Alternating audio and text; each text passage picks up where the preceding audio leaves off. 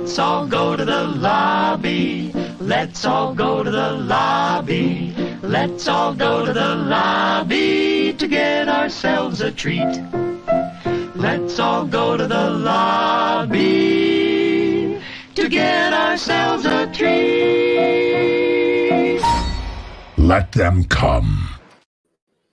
And so they came. Welcome back to another episode of Where Heartbreak Feels Good. I'm your host for today, Edgar Ortega, and joining me today to discuss everything that we watch in the month of October is my co-host, Josh D. Woodbury.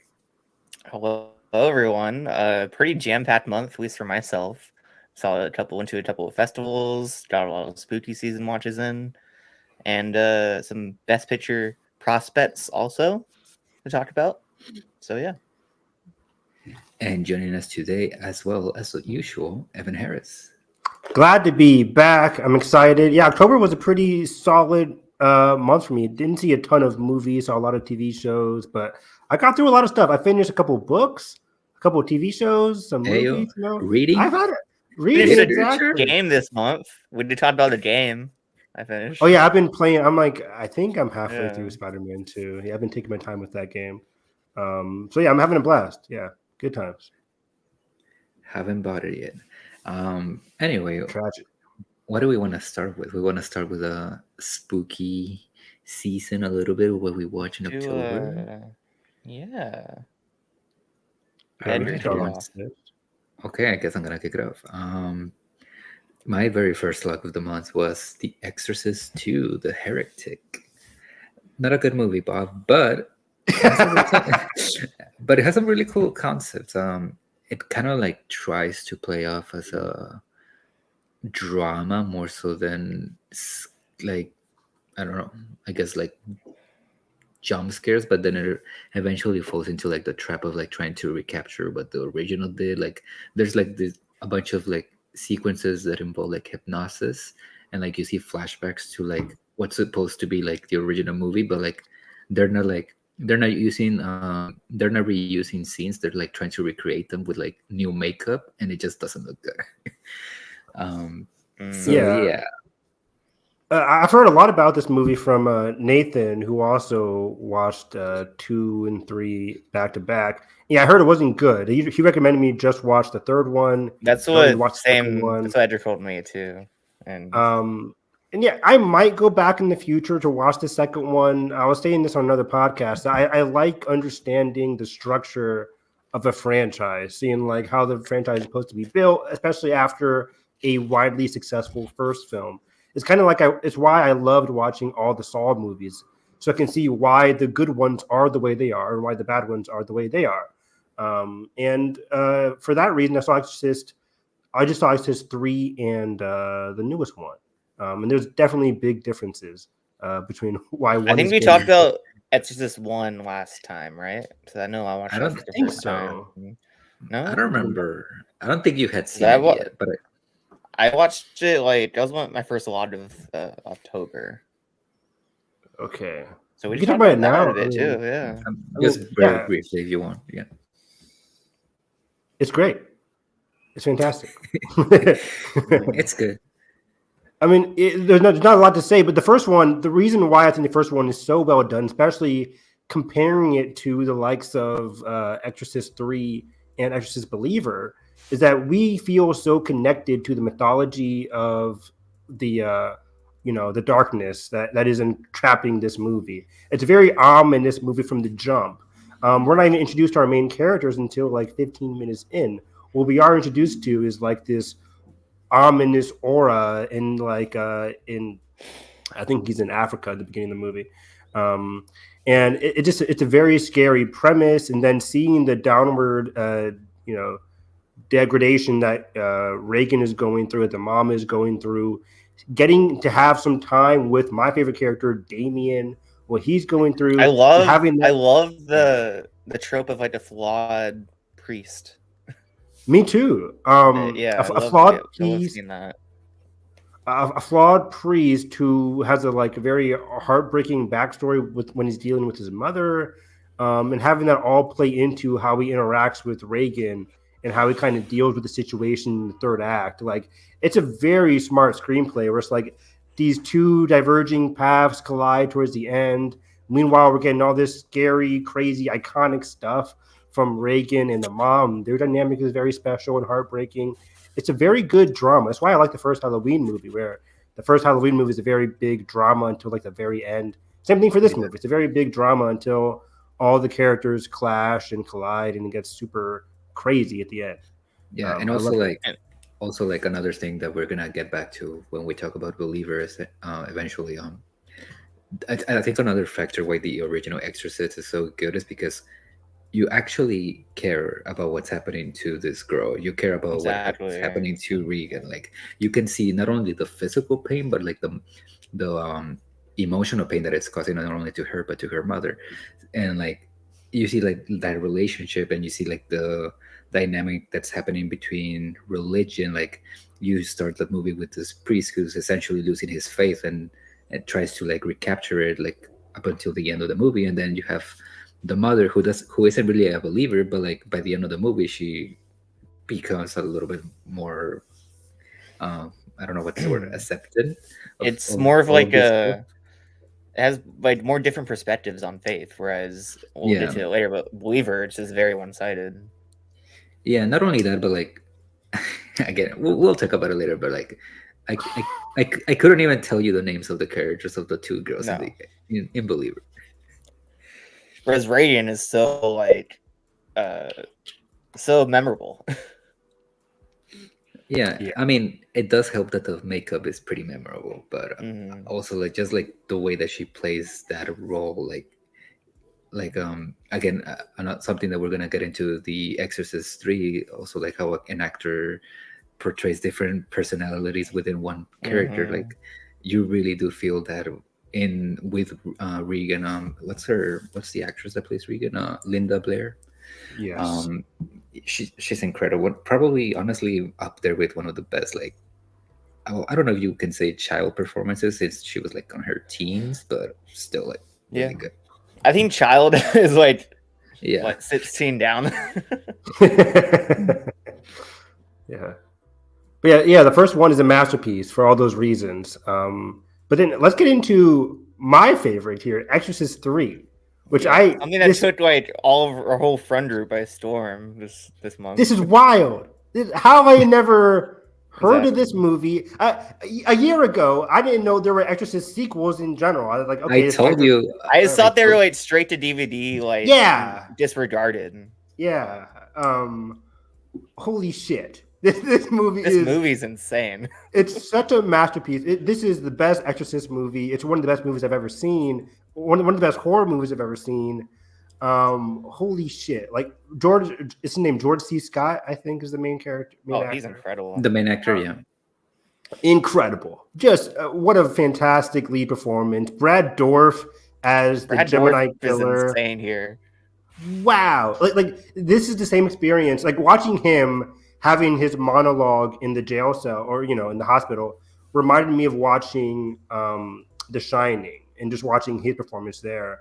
Where I'm just like, this is an iconic horror performance. How have I never heard of this before? Like, this is mind-boggling to me. Like, everything was so right about Exorcist 3. The detective story is so invigorating, so enticing, so relentless.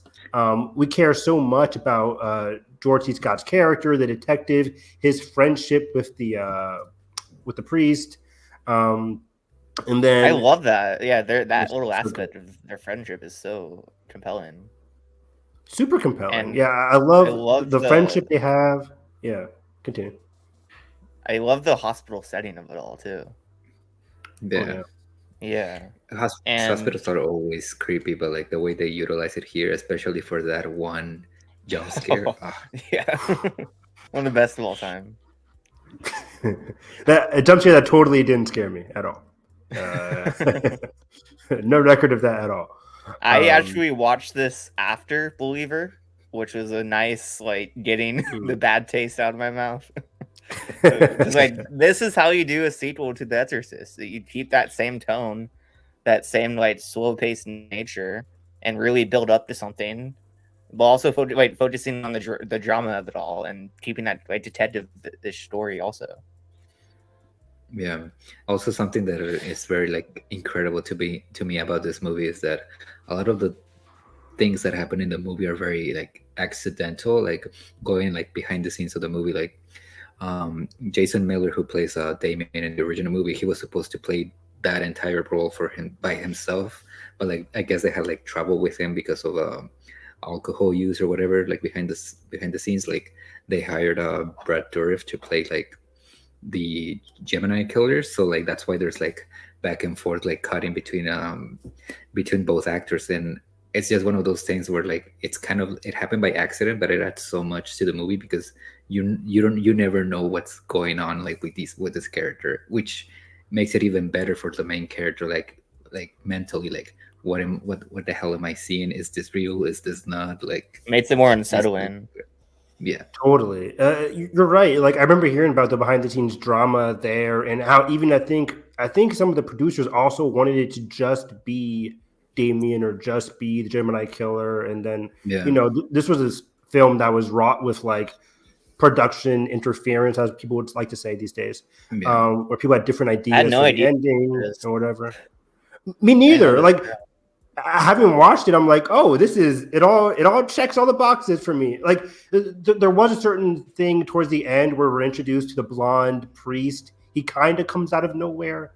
But wait, it's but it also worked. harkening to the original where Matt von Sydow like comes out of nowhere also. Exactly. So it made sense. So it made sense tying it to the first film exactly.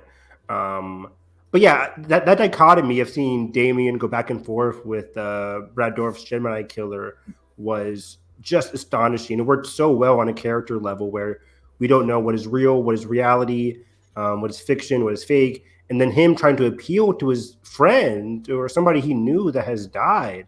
And just seeing like whenever he's talking, whenever the Gemini killer is like having this huge monologue over how So he good. came back to life and how he was on the verge of darkness and he sees a light. I'm like, holy shit. And then he's tearing up a little bit, and you can see like that dichotomy between Damien and the killer was it made so much sense because he's tearing up inside. There's a lost soul inside of him that's like screaming to get out, that just wants to have like, his eternal rest, but he can't because he's stuck in this like state of control by the Gemini killer's demon. It was just so powerful. And then again, just seeing George C. Scott's character go through the ringer of like everybody he's close to is just dying one by one, and he's like, it's really starting to get to him. This is a fantastic detective tale. I couldn't The agree more.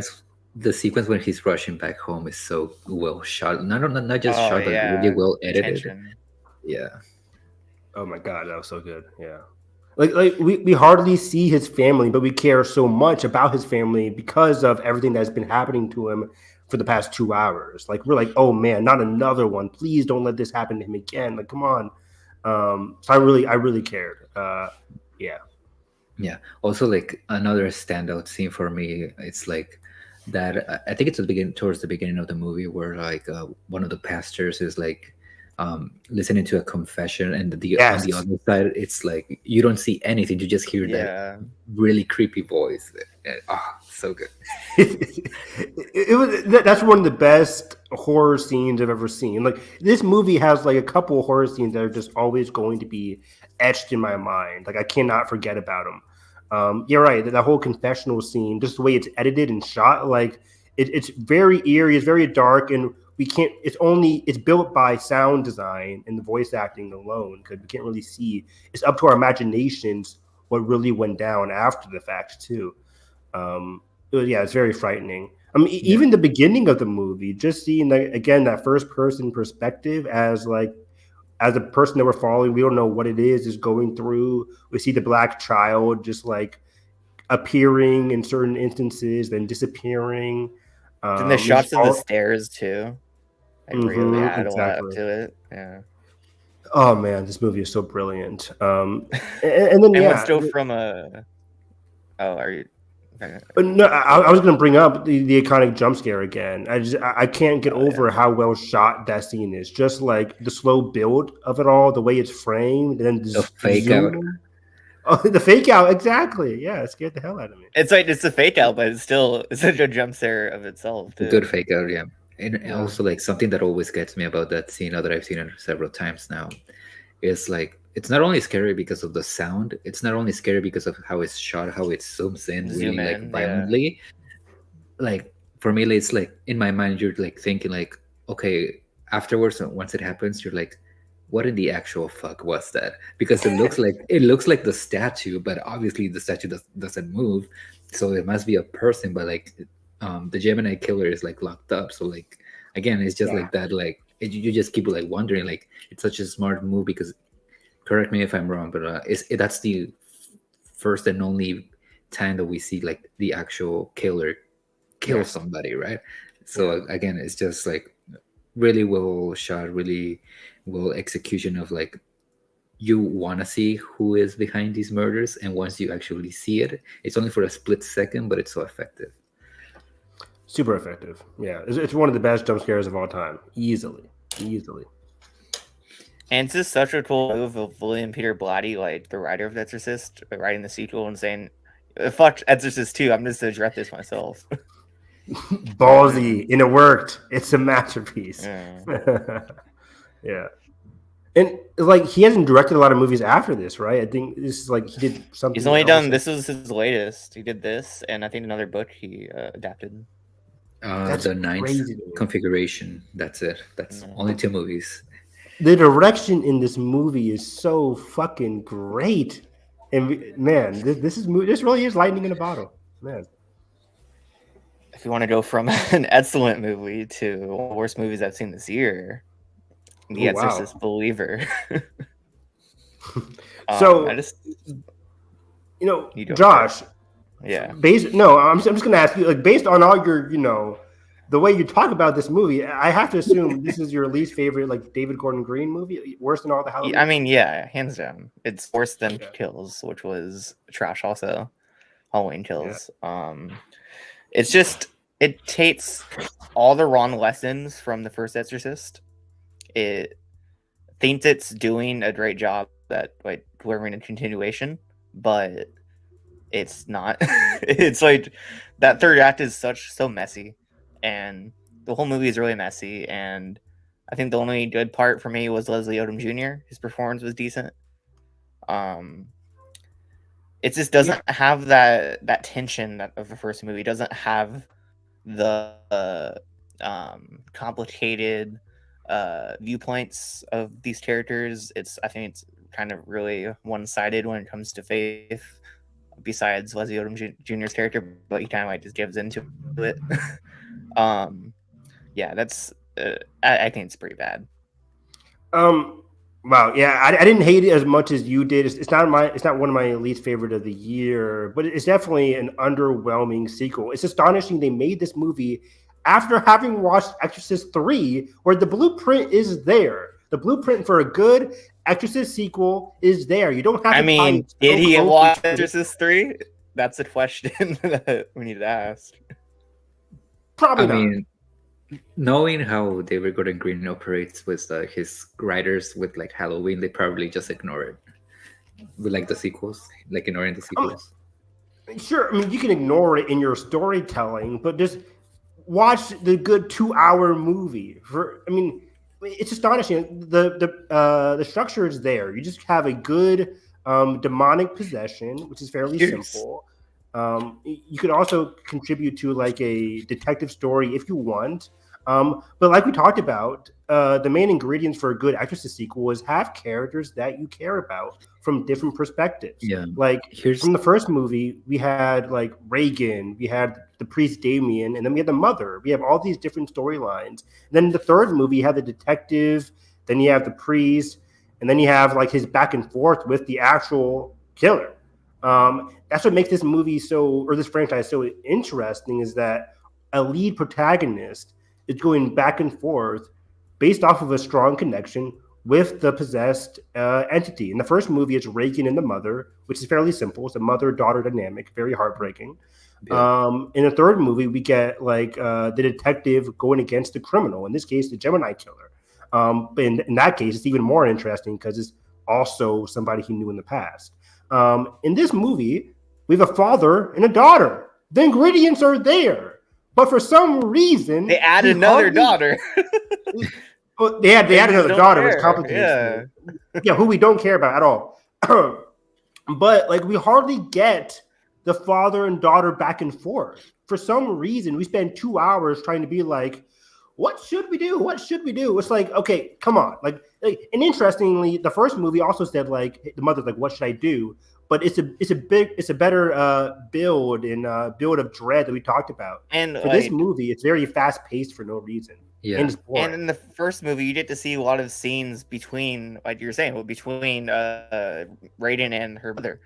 Whereas this, it's very much like telling you that Leslie Odom Jr. cares about his daughter without showing you. Yes.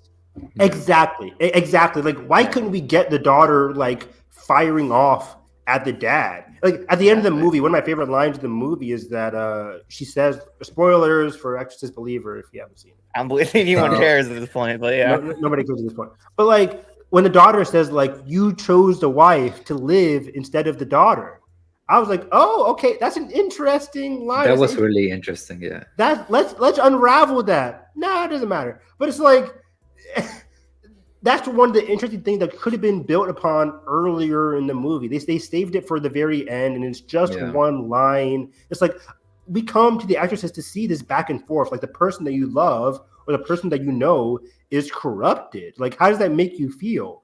And we don't really get a lot of that. We just get it, like Josh said, like from Leslie Odom's perspective, going about talking to other people. Like, hey, let's talk to other people about how I'm feeling. It's just, it didn't really make me connect with him or the daughter, so I didn't really care about the stakes of it. And then it becomes like more of an ensemble in a third act, and that just doesn't work at all for me. They form their own little. They throw Avengers. so many characters into it, and it just so many characters that we just did not care about. One of the most funny scenes of the entire year. I was laughing in the theater. I know exactly what you're talking about. When the priest comes, first of all, this stupid ass priest is like, oh, I can't do it. I can't do it. I'm like, fuck you then. Why'd you drive all the way over to my house just to say, like, I can't do it? Whatever, fuck you. And then he comes back 5 minutes later, is like trying to save the day, and then gets his neck snapped. I was dying. I'm like, oh, this guy sucks. But he gets his neck snapped and is supposed to be like the super, like, oh my God. I was laughing. And Dowd is just like there collecting a check. Like she's just oh God. Her character is annoying, yeah. And then Ellen Burstyn was incredibly wasted. Some of the most like frustrating character work I've seen in a movie this year. I couldn't believe it. She gets her eyes stabbed. Then she's just sitting in a hospital bed for the whole movie. Wow. And then she gets her rewards for some reason. Yeah. And then she gets her daughter back. And are we supposed to be like, oh, but she can't see her own daughter? Why? What kind of cool fucked up? This is some sick shit. I'm like, my theater collapsed for her moments too. I was like, why? Why? Why are we clap? She's not doing shit. She ain't doing shit.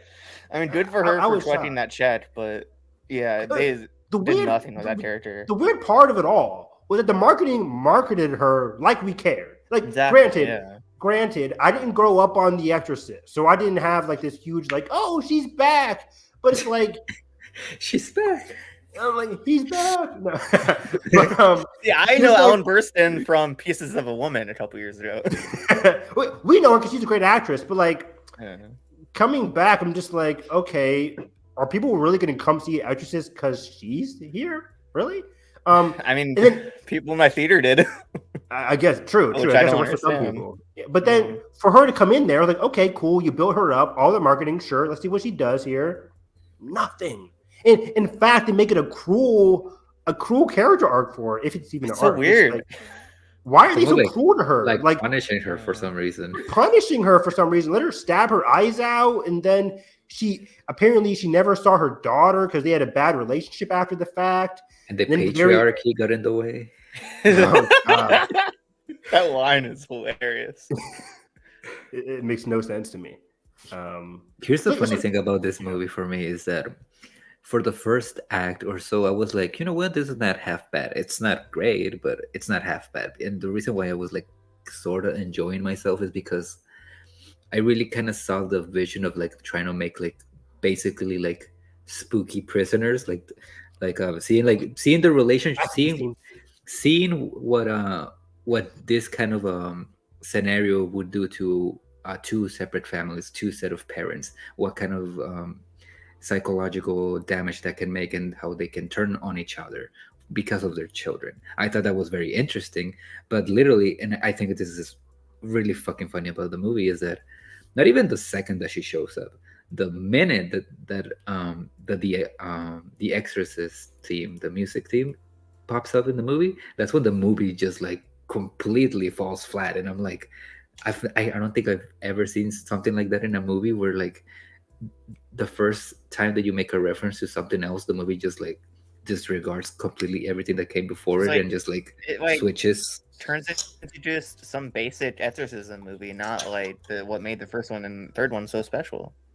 Just disregards everything. And also going back to the kids, to the two girls, like not only is the like Leslie's daughter underdeveloped, but like the other girl, the white girl, I don't know her name. I don't know what her interests are. I don't know what kind of relationship. I don't she know has any with of the other characters' girl. name from this movie. Whereas, like, I know Damien, I know Reagan, I know the priest. Like Kinderman, the detective. Yeah. Kinderman, it's weird. It's like you establish from the jump that there's these two daughters, even in the marketing. We go in expecting this like two daughter storyline here, but we only care about one. It's really weird how they do that. Like, I do love spoilers. Yeah, I do love the idea of the twist where like the other daughter dies than the one they asked for. That's a cool twist, but it just isn't executed well. Didn't earn it. Yeah, and like you said, Edgar, I like the first parts of this movie. Seeing the backstory with the wife was kind of interesting. It kind of reminded me of the first. This movie it's so much trying to be the first movie, for better and for worse at times. But yeah, this whole first act, which is kind of like a prologue to the wife and the disaster in Haiti, was kind of interesting.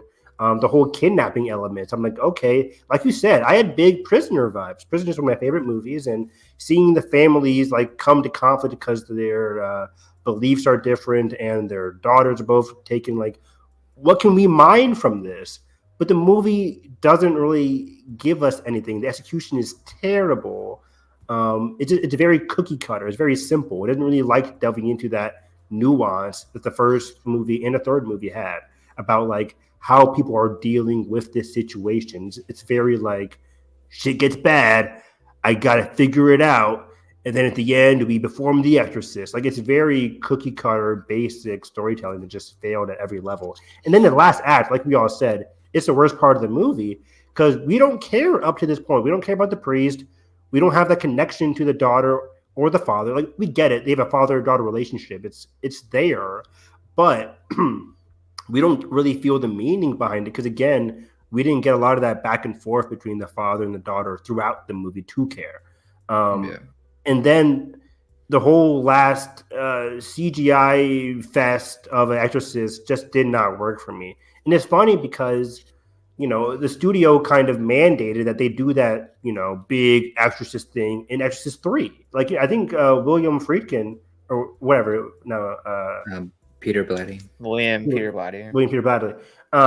He didn't want to do that whole over-the-top thing in the third movie. But it worked because we carried up to that point. And then one of my favorite lines from Exorcist 3 is like when you get the sliver of Damien, he's like, please kill me. Like, it's really interesting. And we carry up to that point, even if it's super like crazy and we see the pits of hell. But in this movie, I just did not care anything about like what was happening here. It was very over the top. I kind of lost interest at that point. Yeah. One last thing before we move on. Something that just pissed me off on a superficial level.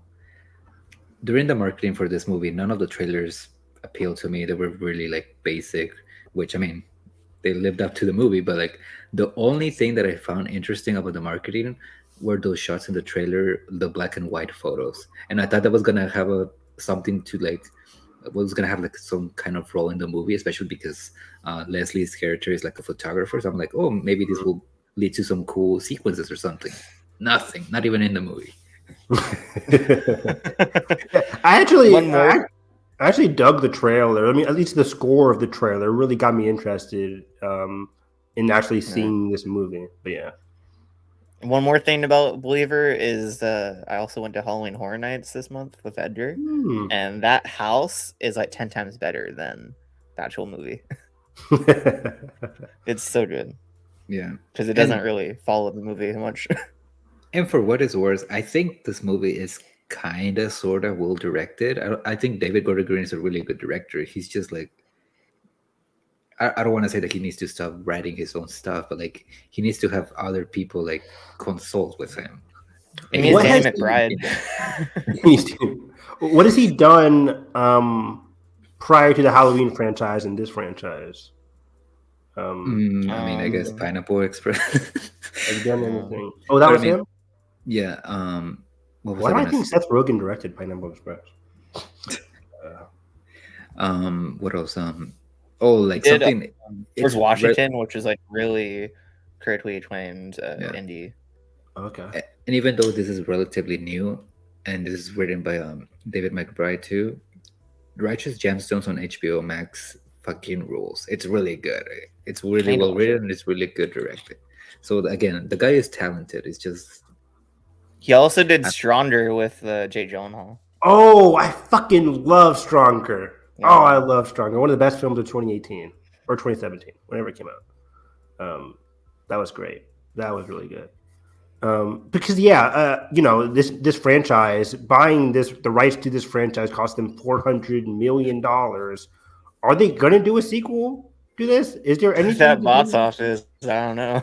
Did they just sink their money into just nothing? Halloween Horror Nights? I don't know. I know that sequels are better, but I don't believe it.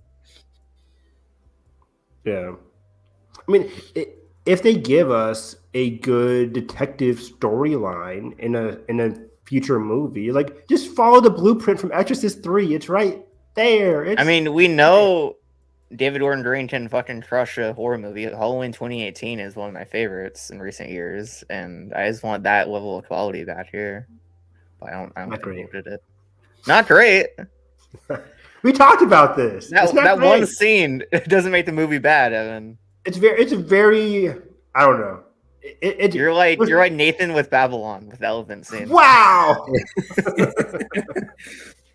And Nathan's been on record and says he likes Babylon for the most part. But Halloween 2018 just never really done it for me. Outside of there's that one sequence where he's going from house to house, which is fantastic. But the third act doesn't really do it for me. I love that movie. It's still my family dynamics. The family dynamics aren't great. Like if we're talking modern horror movies, this isn't even in the top 30. I disagree. Not even close. But okay. Okay. Do we want to? I have a couple. Do we want to segue to Halloween real quick? Sure. Okay.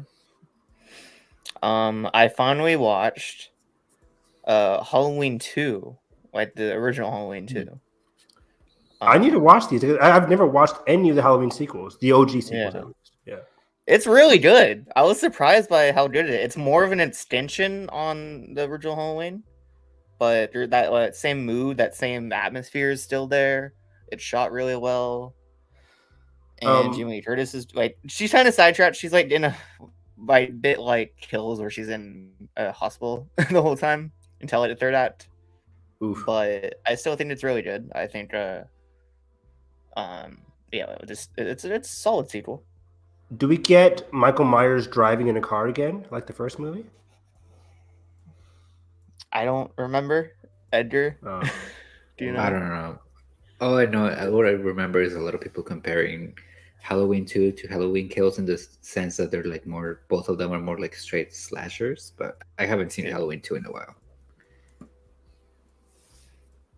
The store is also really interesting. It's a great little twist on the original store, but it's instead of relying on piano, it relies more on synth, which is really cool. Did Carpenter come back for it? Yeah, he did the story for all three of the sequels, like the originals. Okay. And yeah, speaking of that, I also watched Halloween 3, Season of the Witch for the first time, and that that's a really fascinating movie. I loved it. It's obviously deviates from Michael Myers and Haddonfield, and it's a very much like a really good alien invasion movie. And the atmosphere is incredible. It's from a first-time director, which is really impressive. I forget his name. What's the name? Tommy Lee Wallace. Really great directorial effort. And the two leads are really good. Really good performances. The score, once again, really interesting. And that ending is just a lot of very tense and very well done. Yeah, I hear a lot of people like Perry Nemiroff. That's her favorite Halloween movie, Season of the Witch. So I've been meaning to watch it for a long time, but glad you liked it. Yeah, it rolls. Have you seen it, Edgar? And then Season of the Witch? Yeah. Not in a bit, but I think I remember more like the visuals than what actually happens in the movie. Like just those masks are just very iconic now for the franchise. Yeah, so. And the commercial is really, really fun. Yeah, the commercial, like the mask like melting. Yeah, it's pretty cool. And what other John Carpenter movie did you watch? Oh, give me 1 second. Segue. You saw The Thing? I watched The Thing for the first time. I know, first time. I've been waiting and popping that 4K, which I will say that 4K disc is fucking stunning. One of the best 4Ks I've seen. The colors of this movie are so cool. And yeah, it's. I mean, what more is there to say? It's one of the best horror films ever created. It's my favorite horror film of all time. It's excellent. It's brilliant. What a fantastic cast of characters. What a horrific creature design. What great practical effects. The mystery is exciting. You never really know what's going on. It's a great psychological like torture and drama because you don't know who to trust. And it's so creepy. Like that whole dog thing in the dog kennel with the alien going on. Oh my god. The first like 20 minutes or first like 5 minutes of like the helicopter chasing the dog is so cool, and it's so like the tension is crazy there. Right? Yeah. You don't know what the fuck's going on. Then it like obviously evolves into, oh shit, this dog is the fucking alien. Yeah. And that scene in the kennel, like the dog kennel, is horrifying. And the visuals in this are like so gross and nasty and like really cool. It's all practical effects, which is awesome. I just love John Carpenter for doing that. This movie is fucking awesome. It's brilliant. One of my other favorite scenes is when they're all on the couch and they're doing the blood test, and it's like, oh my god, yes. It's so like this is one of those movies like I watched recently, like Alien a couple years ago, where like. Yeah, you could see the influence this movie has across the whole industry afterwards. Yes. Like it's one of those movies. Yeah, I couldn't agree more. Iconic.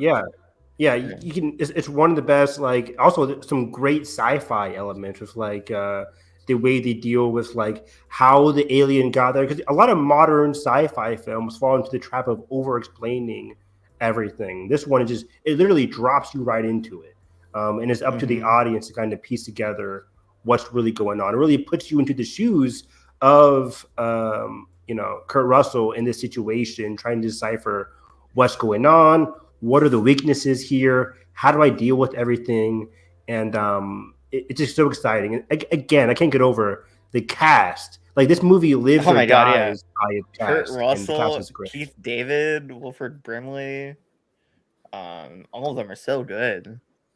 So fucking good. And then Josh, that ending, that final scene, brilliant, really, really powerful. It got me. Just I can't really say more about this movie. It's fantastic. The score just like it's beating in my chest. I can hear the score just thinking about that scene. Where it's just like this dreadful, like we don't know what's going to happen, and then it just cuts there. Awesome. Love it. Awesome. Yeah. So what else you Yeah, got? John Carpenter is just like such a cool motherfucker. He's such a cool director, and I love him so much. What else? What else you got? What do we have next? Edgar, you go. In terms of horror, I saw Cobweb finally. Ooh, nice. I don't love. 2023's Cobweb. Yeah. I don't love this movie, but I really like the concept. I really like the twist Yeah. that it goes for. Again, even though I don't love this movie, I feel like if they would have waited to give it a better release date, this movie would have It played. should have really well released without in it. September. It would have It killed would've- in September. Yeah, it would have done really well. Like again, I don't want to spoil too much, but like, Don't say anything. No, is don't. the This is one of those movies where you're like, you want to go in blind. Yeah, I'm just gonna say, is the entity practical or CGI? Because sometimes I couldn't tell. I think both. It's a really cool design, but It's a great design, Yeah. yeah. But I think I'd probably say like some shots are practical, some shots are Yeah. visual. So this And, came out in the summertime. Came out in I think July or August or something. yeah, I remember it because it came out like around Barbie and Oppenheimer. Yeah, so, it was the same day actually. I think it was the same day as Barbenheimer, which is crazy. yeah, Let me remind And, you. Why would you put that down then and not like spooky season? yeah. And then Woody Norman, great child yeah. actor. That last scene, the very last scene, is really eerie. Like it's very creepy. Anthony Starr and what's her Lizzie face? Kaplan. Lizzie Kaplan, really good. Homelander's in this. He is, yeah. Yeah. Wow. I think you're I gonna really dig it. Yeah, I don't know. It could go either way with you, because it's very much in the line of like *Malignant* or *Megan* or *Orphan*, like those kind of like crazy twisty horror Barbarian. movies. I love those movies. I still haven't seen Orphan. I still need to watch Orphan. Yeah, And but the atmosphere is great. The cinematography, like there's some great shots in this too. Okay. Is this on the? Is this on? You know, there's a rent this. What? I think it's on Hulu now. Yeah, Oh, sweet. and I also watched Totally Killer on Prime. It's fine. It's whatever. It's a fun time travel horror slasher. I've been meaning to watch this. I like Kieran Schnipka. yeah. I'm butchering her last name. It's very Happy Death Day coded, which is right up my alley. So I can't You're wait. gonna love this movie. Yeah. You're definitely gonna love it. I love Happy Death Day. Fuck Is yeah. it? I do. Wait, you do? I thought I you do. were joking. I'm not Oh, okay. joking. I'm serious. He's just like you. Do you wait Happy Death Day 2 also? It's not as great, but I still had fun with it. Yeah. I'll never forget. love I those movies used so I much. used my movie pass to see Happy Death Day 1 back in the day. I think Jessica Roth and Happy Death Day is like one of the greatest like horror comedy performances ever. Like she's so good in Yes. that movie. Yeah, she's great. This is Christopher Landon, right? No, I don't think so. The director. I'm pretty sure. No, it's a Who directed these movies? where's Oh, Happy Death Day? Yeah. Oh, I Yeah, thought you meant Happy Death Totally Day is Killer. Christopher Landon. Yeah. Oh, sorry, not Totally Killer. But yeah, he's also Which, doing something a else. side note, I'm so excited for him doing Scream 7. That's Scream 7. That's what it was. Yeah. Which I'm still nervous. I'm like, because of all this SAG stuff, I'm like, there's no way to do Scream 7 without Jenna Ortega. Hopefully that's just BS. That'd be weird. I think she already said she's committed to it, so we'll see. Yeah. But she's supposed to be doing a lot of movies next year. Or, she was Beetlejuice. set to do. Never a lot his of stretch movies. ends. Yeah. And what else? Well, you can go check our commentary for The Mist, but Evan watched The Mist yeah. for the first time. Great! What a fun ride! I was so I don't know what the word for it. I was so into it. I was so invested in what was going I'm on. sad I couldn't make that one work because I wanted to watch that. Yeah, it's one of those movies where it's like, if I was in their shoes, man, they would hate me. They would hate me because I would have killed a lot of these people in this movie.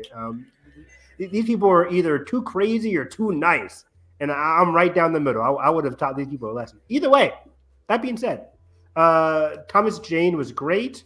Toby Jones, the goat. Toby Jones, the goat. He has the best scene in this movie. It was great. this movie is such a great, outside of it just being a good horror movie, it's a great just a good experience to see how like social pressures really get to a group of people in different ways in a very claustrophobic environment, and see how their fears really embolden them to do these crazy is it like, it sounds very much in the vein of The Thing also. Pretty much, in the sense that like these regular people are facing off against an unknown entity, and it causes them to turn their backs on people they wouldn't really do so in a normal situation, or just it really breaks up and creates a lot of different relationships. It's very Lovecraftian too. Yes, big time. A lot of Lovecraftian elements in the themes. It's the Stephen King adaptation, right? Mm-hmm. Yep. Yeah. And man, one of the best endings I've ever seen. It really shook me. I was really surprised it went there. But good, very memorable. Yeah. And I don't know if you want to talk about Five Nights at Freddy's, but it was a movie. It was a movie. Let's do that. This is a movie based off a popular IP, which makes sense why it's PG-13, why it was so successful, at least opening weekend-wise. Hell, it still is successful. It dropped like 75% this weekend, but like on a $20 million budget, very, very successful. Already made $200 million worldwide. It did? Exactly. That's crazy. Close to it, yeah. But storytelling-wise, it's very weird. I don't want to get into spoilers, but like the choices they decide to make for the main character, Josh Hutcherson, who was very solid. I like Josh in this movie. He's good. So was his daughter. But the storytelling choices for why we should care about him and his trauma, it's very repetitive and not very interesting. I compared this movie, oddly enough, to Meg 2. Let me cook. Let me cook. Where I went in to go see the Meg 2 to see some sharks, to see some Megs, and I hardly got the Megs. But in this movie, I'm anticipating some good horrific animatronic kills, some animatronic, horror elements, and it's not enough for me. It was very sporadic, and what they do decide to focus on is just very not compelling in the slightest. And then this whole like mysterious element to it is very childish. It's very predictable. It's very I don't know how to say it. I predicted a lot of the things that were going to happen in this movie. Yeah. And in regards to the mystery, this is what I hate about certain mysteries. It's like they withhold a lot of stuff from the audience. Literally, a character said in this movie, I can't tell you, or I couldn't tell you because BS. Like it was just to not tell us until the very end to give us a good, or attempt to give us a good surprise ending, climax, exactly. But by then we don't care, A, and B, we saw it coming. There was nothing, at least if you're above the age of 6, you can see a lot of the things coming. And there is certain animatronic stuff that's pretty fun. I can see a lot of the kids having fun with certain animatronic kills and stuff. But again, because it's PG-13, it kind of loses some of the impact. But I also get why it has to be PG-13 because the franchise is very PG-13. So yeah. Even though like we say that the franchise is very PG-13, but I think like at its core, the idea of what is Five Nights at Freddy's, I think the concept itself is really fucking dark. When you actually like start thinking about it, it's like, okay, I don't know how kids are into this, but cool, good for them.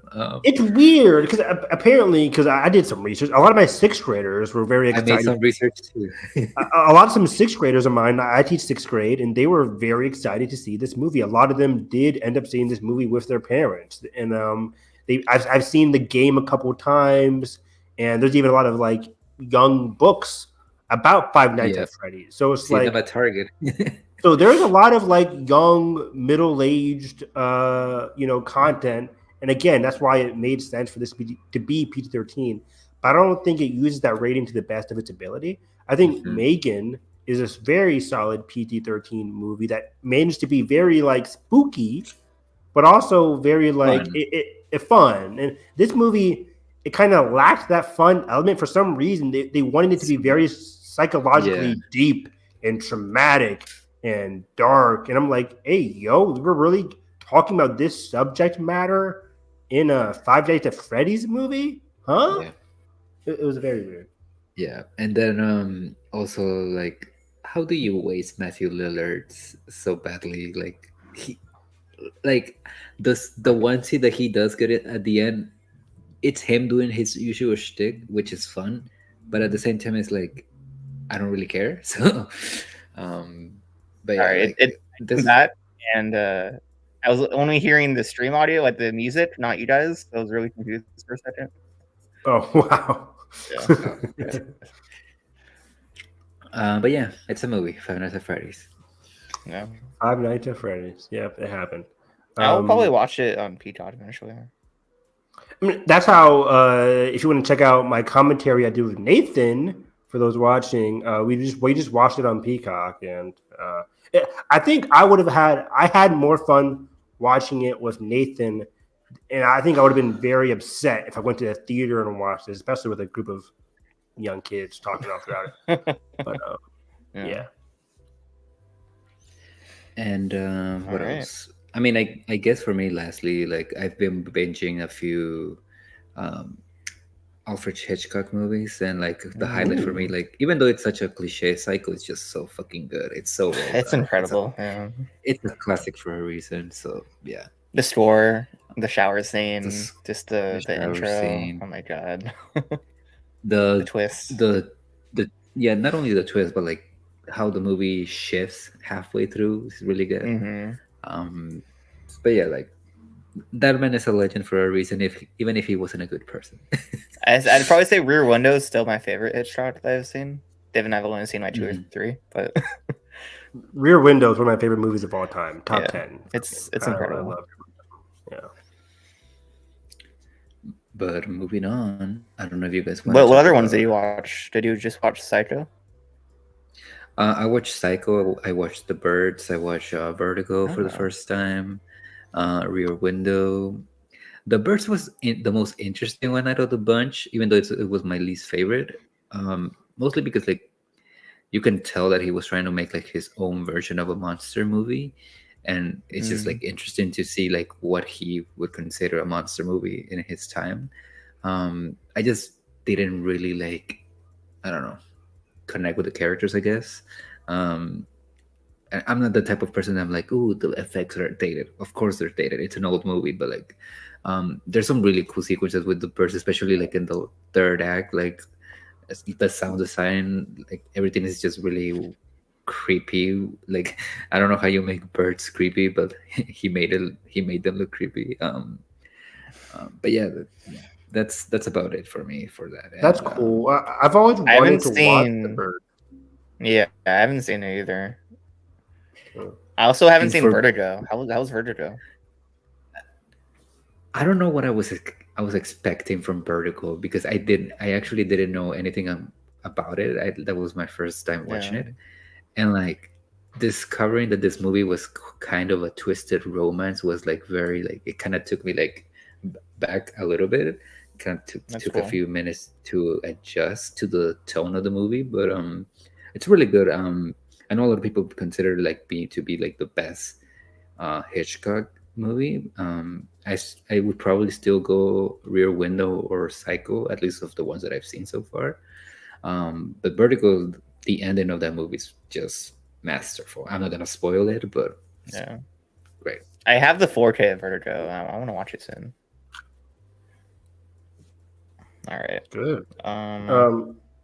I watched some. I didn't watch like a ton of horror movies, but I did watch a classic spooky adventure movie earlier this month. I saw The Goonies for the first time.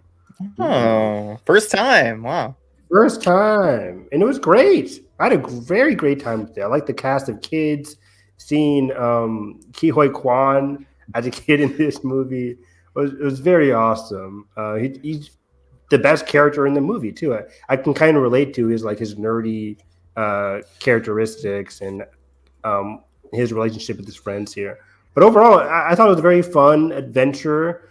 Again, I like the kids. It had kind of those, those young adult vibes, but it managed to craft a very compelling, like family friendship story at the same time. And the last scene with like the beautiful sunset and the pirate ship, it's very good. I had a very fun time watching these. Yeah, it's a classic. Yeah, classic I think it's been years since I've seen it. I saw it like back, I don't know, when I was probably in elementary school, that era. Wow. But I really need to watch it again. It's great. It's really good. It's very emotional. It has like those classic '80s vibes to it. Yeah, I can see why this is such a classic. You got Kiki Wait One as Data. Yeah, he's amazing. Yeah. Okay. Let me get into some I watched. First, what was it? I did a rewatch of Midnight Mass, and that's just it's an all-timer for me. I think it's like every time I watch it, it grows up like my finding list. And how many times have you seen it? It's probably my third watch. Jeez. Yeah, I think it might be his best. I still think Hill House is my favorite. My Twilight didn't work. It's so personal. But Midnight Mass is just probably his best structured work. I just love the way that show reveals itself, like slowly over the course of the series. And I think Hamish Linklater is one of the best performances in TV like ever. He's incredible in that show. Where's he been? Right? So when he's back. Samantha Sloyan also as Bev Keane. Iconic, incredible performance. Yeah. Like one you love to hate. It's Mike Flynn. All of his performances he gets are incredible. It has some of the best writing I've seen in the genre project. It's such a great twist on a vampire story, and relating that to faith is really interesting, and I think he executed it well, like incredibly. Yeah. It's one of my favorite series of all time, I'd probably say. Wow, high praise from Josh. This is Midnight Mass. Yeah.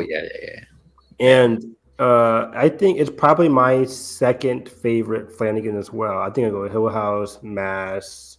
It's a tie between Usher and Blind Manor, and then I've not seen Midnight Club. I guess we could, I guess we could transfer into Follow the House of Usher, since I think we all watched that. I finished it. You guys actually finished the TV show. Good job, Edgar. No. That's what Flanagan does too. Yeah, right? I had a blast with the Fall of the House of Usher. I didn't know what I was expecting. Having watched the trailers, I was like, it's one of my favorite Edgar Allan Poe, The Raven, one of my favorite Edgar Allan Poe stories. So, just when I read it in high school, I was like, holy shit, this was impactful for me. It's horrific, it's eerie, it's super, super dark. And it always stuck with me. Yeah, it's very effective how this show is structured, because from the get-go, the show basically tells you this is how it's gonna end, and now you're gonna see how it's going to unfold to get to that point. And usually what happens with either movies or TV shows that do that is they kind of lose your interest maybe halfway through, or it kind of becomes a little bit of a gimmick. But Flanagan, again, with his writing and the way that he shot scenes, is so engaging. He's so such dramatic. A master in establishing structure, and especially going between time periods, Oculus, Hill House, now this, he's so good at doing that. Yeah, the way he manages time and kind of creating these building blocks for why these things are happening, the mystery behind it all is very interesting. This is one of his more interesting mysteries. I think it's his most ambitious so far. Ooh. Most ambitious series, at least. I could kind of agree with that, because it goes all over the place. I think this biggest ensemble yet. It like Mhm. so many locations, so many like it's probably his goriest show yet, goriest project Yeah. probably. And just Yeah. the story of it all, like focusing each episode on the member of the family's Children. death is really smart. Yeah. And that like the ending of each episode hitting every single time where it's the death in the fucking title drop. Like it's so cool. It's very weird. This is something that could have gotten old fast, where it's like, oh, another person dies, oh, another death. But I was so interested every step of the way. I did not expect this anthology element here. The conversation between Roderick and I forget the character's name, but Carl Lumbly, like when they keep cutting to that, you're like so compelled and interested to find out like what's going on here. Yeah, it's very genius. Where it's just like it's straight from the first episode when they're talking, you see the crack in the doorway. It's just there's certain elements in the setting that are like, oh, this is going to be very scary or ominous, and it's just going to build from episode to episode, getting teases of how these people have died each step of the way. And like you said, the cast was fantastic. I was so spoilers for the House of Usher. Spoilers for the House of Usher. Because I got to talk about how I was so sad when what's her name? What's the name of Flanagan's wife? Kate Siegel. When she was one of the first to go. Why? Don't do that to me. I was so upset. She's so good every time, man. She's one of the best. Fucking great. And Rahul Kohli too, also great. This is arguably his funniest show to date, by the way. Oh yeah, totally. Which made for a great mix of like horror and comedy that I just did not expect. Yeah. Agrova's character was hilarious. Kate's character was hilarious. It's hilarious from a Succession standpoint. Where like exactly, it's very like Succession vibes. They're all assholes, and the way they interact with other people below them is very funny and horrific at times. But yeah, I think my favorite death is the end of episode 2. Spoilers with Prospero. That. The way it's done, the needle drop of Closer by Nine Inch Nails and like the acid rain is just, it's one of the best things my phone has done, like speaking like horror wise. I personally liked Raul's death because oh my god, that was just seeing the cat in the walls, the yellow eyes and the shadows. I'm like, stop it, I'm out, stop it. Like that was it's very eerie to me, just hearing the scratches in the walls and his manic like craziness towards the end of the show or towards the end of the episode was very good. Every death has like their own highlights. Like for example, Victoria. I don't remember her name. Victorine. Yeah. The one that has the girlfriend. That death is, that entire sequence at the end with like her and the dad is just like so like emotionally draining. It's such a good adaptation of the Telltale Heart too. Yeah, and also like also Samantha Sloyan's death with the mirrors. Oh, such a good visual. Yeah, the green of that room too. Yeah, the green, and then not necessarily like one of the children's death, but what's his face? The CEO with in the wall in the bricks. That entire sequence, like the flashback episode. It was so well done. Yeah. Like how throughout the show it keeps cutting back to that wall, jester. And you're like, like you just keep wondering, like, okay, what is this about? And you actually find out what it is, and it's just a really good payoff. That was amazing. The actress that played young Madeline. Oh my gosh, she was great. She was so good. Henry Thomas's death, the pendulum. Woo! Incredible. Carla Janino, I think this is how you pronounce the name. Like as the demon is one of her best performances.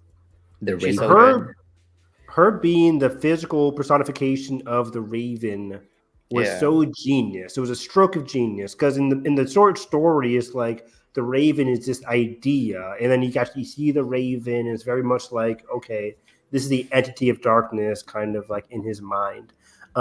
But to actually see it throughout time, and then she's kind of like this comeuppance kind of entity who, very ominous and very just treacherous, but not super treacherous, where like You know, one of my favorite scenes was when she's talking to Mark Hamill's art. I think his name is Arthur. Mark Hamill in this is so good. He's so good. He's so good, and when she's talking to him, it's like she's giving him the whole picture and the deal. The sympathy, the empathy of her character, like to like specific characters. When that scene between her and Kaylee Turin, the daughter, the granddaughter. Oh, I hate it. Oh my god, on the bed. Oh, it's so like in the heart. She was like, you know, I told them with the deal, like it was going to be everybody, every descendant. Yeah. I'm like, Mike Flanagan, don't you fucking dare. Don't you dare do this. But yeah, she was amazing too. I loved her in Dr. So Sleep. glad to see her back from Dr. Sleep. Yeah. I'm so happy that Mark Hamill is gonna come back with Flanagan for The Life of Chuck. Oh yes, they just make such a good pairing. Flanagan doing a drama. I'm very excited to see how that works. Very excited. Very excited to see indie drama that transition. Yeah.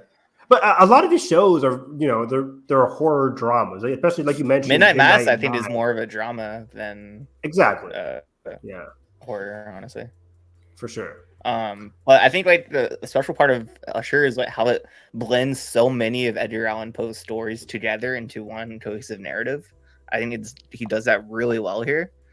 Something he did also in Bly Manor with Henry James's work. It's just like, with each episode focusing on one short story or one story, but how all weaves together to like for the adaptation of The Raven, basically. Like it's so smart. Super smart. Is Mike Flanagan the most successful filmmaker at adapting other people's works for TV or film? I think he's one of my favorite storytellers of all time. I think he's a great adapter. When you do the caveat of adapting other people's work, I mean, first I think of Denis Villeneuve off the top. Like he does a lot of short stories, Arrival, Dune, Blade Runner, technically. But yeah, I see what you're saying here. Like, I mean, everything he's done, most of the things he's done is adapting, and he's so great at it. He did the impossible with like a lot of people who read Gerald's Game. Said like that book is impossible to adapt, and he did, and he made it a great movie. Mm-hmm. I still need to see that one. It's so good. And then Dr. Sleep, Dr. Sleep in itself was like a Herculean effort where, you know, you're doing a sequel to one of the most classic movies of all time, and I think it surpassed it. To adapt it too, adapt the book, which is very different than the movie. Yeah. So he's in Life of Chuck. Is that based off of a book? Stephen King. It's a short story. Oh wow! Okay. I definitely think he's a master of Stephen King adaptations. Yeah, that's crazy. But yeah, good stuff. This is definitely one of my favorite shows of the year. Top 10. Mm-hmm. What do I have next? Do you want to make the shift to festivals? I still have a few spooky seasons to go. Give me 1 second. Doing the timestamp. While you look for that, I'll go real quick. I saw this movie, The Royal Hotel, which is. Have you guys heard of this? The Royal Hotel? Yeah, we watched it together. Actually, yeah. What? Oh wow, that's cool. Kind of falls into the category of thrillers, so yeah. Yeah, it kind of falls into that kind of horror category. This was very surprising to me. I had no idea this movie existed besides seeing the poster of Jessica Henwick and Julia Garner, and I'm like, okay, I'm going to go see it. It got some TIFF buzz, which is why. Okay. Also, Kitty Green, her first movie was The Assistant, which I really liked a lot. Oh, that's a movie I've always meant to watch that. That's still on Hulu, I hope. I think so. I've been meaning to watch that ever since I missed it in theaters. I'll always be pissed about that because it came to Cincinnati for like a week, and then I tried to go see it, and it disappeared. Anyways, I had a very good time with Royal Hotel. This was one of the more eerie movies. I think eerie is a good word for it because it's a captivating story that's not full of a lot of like horror, you know, jump scares or anything like that. Very suspenseful. Very the atmosphere is there for sure. Exactly, the eerie atmosphere, suspenseful atmosphere around like these, gender dynamics and like the creepy nature of gender dynamics built around this thriller of being in an unknown environment. It's very uncomfortable. It's very unnerving. Might And have it's one like, of the best villains of the year in Dolly.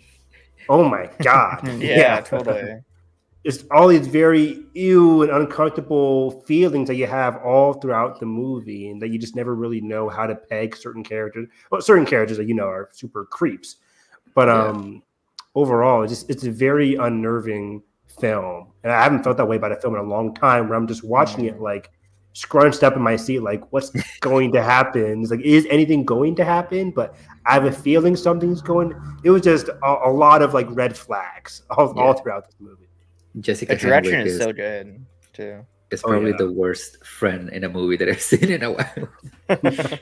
Oh man, I mean, it's so interesting where it's a very human movie in a sense that like Jessica Henwick and Julie Garner's relationship. While I laugh that you said like she's a horrible friend, I could understand why they're friends. I can understand where she's coming from to a degree.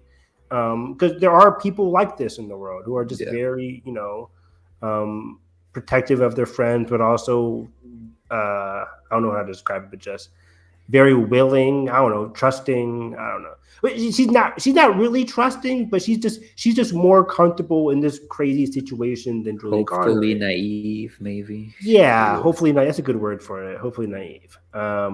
Where I can't fully blame her for a lot of the decisions she makes. But yeah, it's a very creepy movie. Yeah.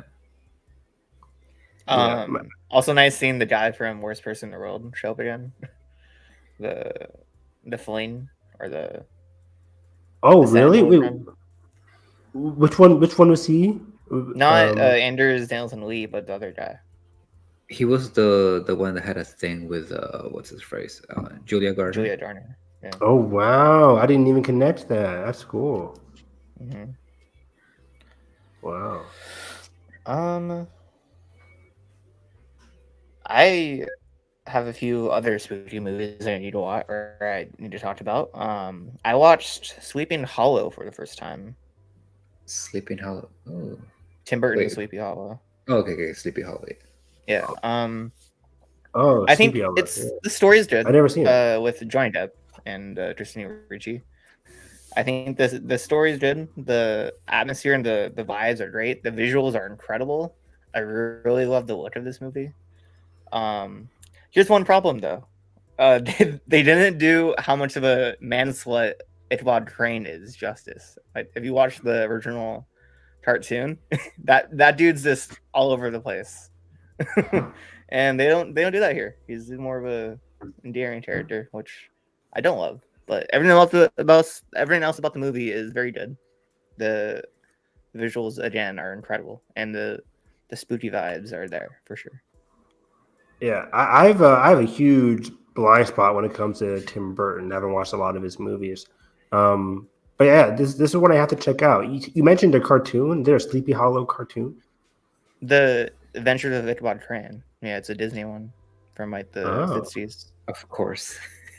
Yeah, it's very demented. I also another Tim Burton movie. I watched Edward Scissorhands for the first time. Ooh, how was that? I thought that would be a Halloweeny movie, but it's more of a Christmas movie. I learned to find out as I watched it.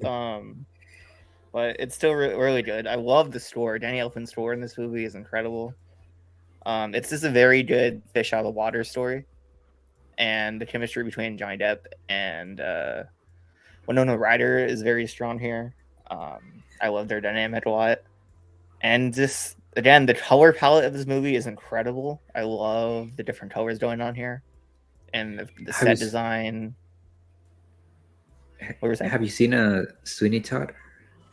I have not. I was debating between this and Sweeney Todd. I probably should have went Sweeney Todd for Halloween mood. But You're gonna love Sweeney Todd. It's a musical. Yeah. So. Yeah. I'm gonna watch that soon for sure. But yeah, Edward Scissorhands, it's a classic. It's as good as everyone says it is. I'm still Have you bummed that I seen it? missed the Steelbook for that. Yeah, I've seen it. Yeah. It's probably one of the How many better Tim Burton movies. Burton? How many? What's your favorite? Yeah. Ooh. Honestly, Alice in Wonderland. Oh, God. no, thank you. It's such a cliche, but I really love Beetlejuice. Yeah. I think it's probably between Beetlejuice, Sweeney Todd, and maybe Sleepy Hollow. Mm-hmm. Although also Corpse Bride is really good. What else? I haven't seen Ed Wood. I've heard good things about I've that. heard good things. Yeah. I'd probably say Edward Scissorhands is probably. I really love that. That was up there. Beetlejuice is watched it though. Did Tim Burton direct the Batman? 89's Batman? Yeah, Batman '89 is great too.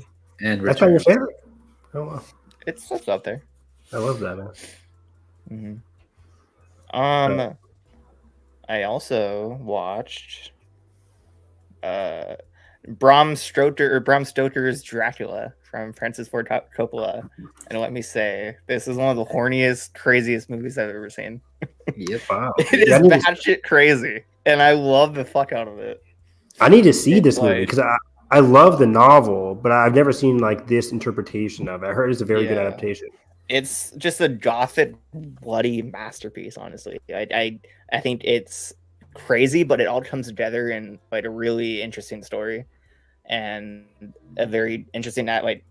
It's weird seeing, and like finally like a straight adaptation of Dracula like this. After seeing like so many others, it does it like it's crazy, like bonkers off the wall shit too. And Gary Oldman is great. Winona Ryder, great as well. Keanu Reeves in this movie, his accent is horrible, but I think it adds to the whole movie of it all. I think it adds. Who's Keanu in the movie? Is he the main guy? Is he like the visitor? Yeah, essentially. He's yeah. Renfield. Renfield. No, not Renfield. Okay. He's Not Renfield. The equivalent of that role. You know, the person like getting into the castle, kind of. Yeah, right? yeah. Mm-hmm. Yeah. Okay. I've only ever seen like there's like a Patrick Willems, Francis Ford Coppola video, and I've seen images and videos of Dracula, of this movie Dracula. I think like you'd go crazy for this. Gothic imagery. Like I feel like I would really love this. I've never gotten around to watch it. Is it super long? It's like under 2 hours, I think, maybe 2 hours. Okay. It's like exactly it's 128 minutes. What? Sweet. The ending of It's this all movie in is just camera, great. which is crazy. Mhm. Like all in camera, no like CG, which is so incredible. All the sets, production design, costumes, like it is what's incredible. Like, this movie is so good, Evan. Wow. Yeah. You said the so ending's good. really good, Edgar. I was just saying that it's like really like batshit crazy. Like it just goes balls to the walls.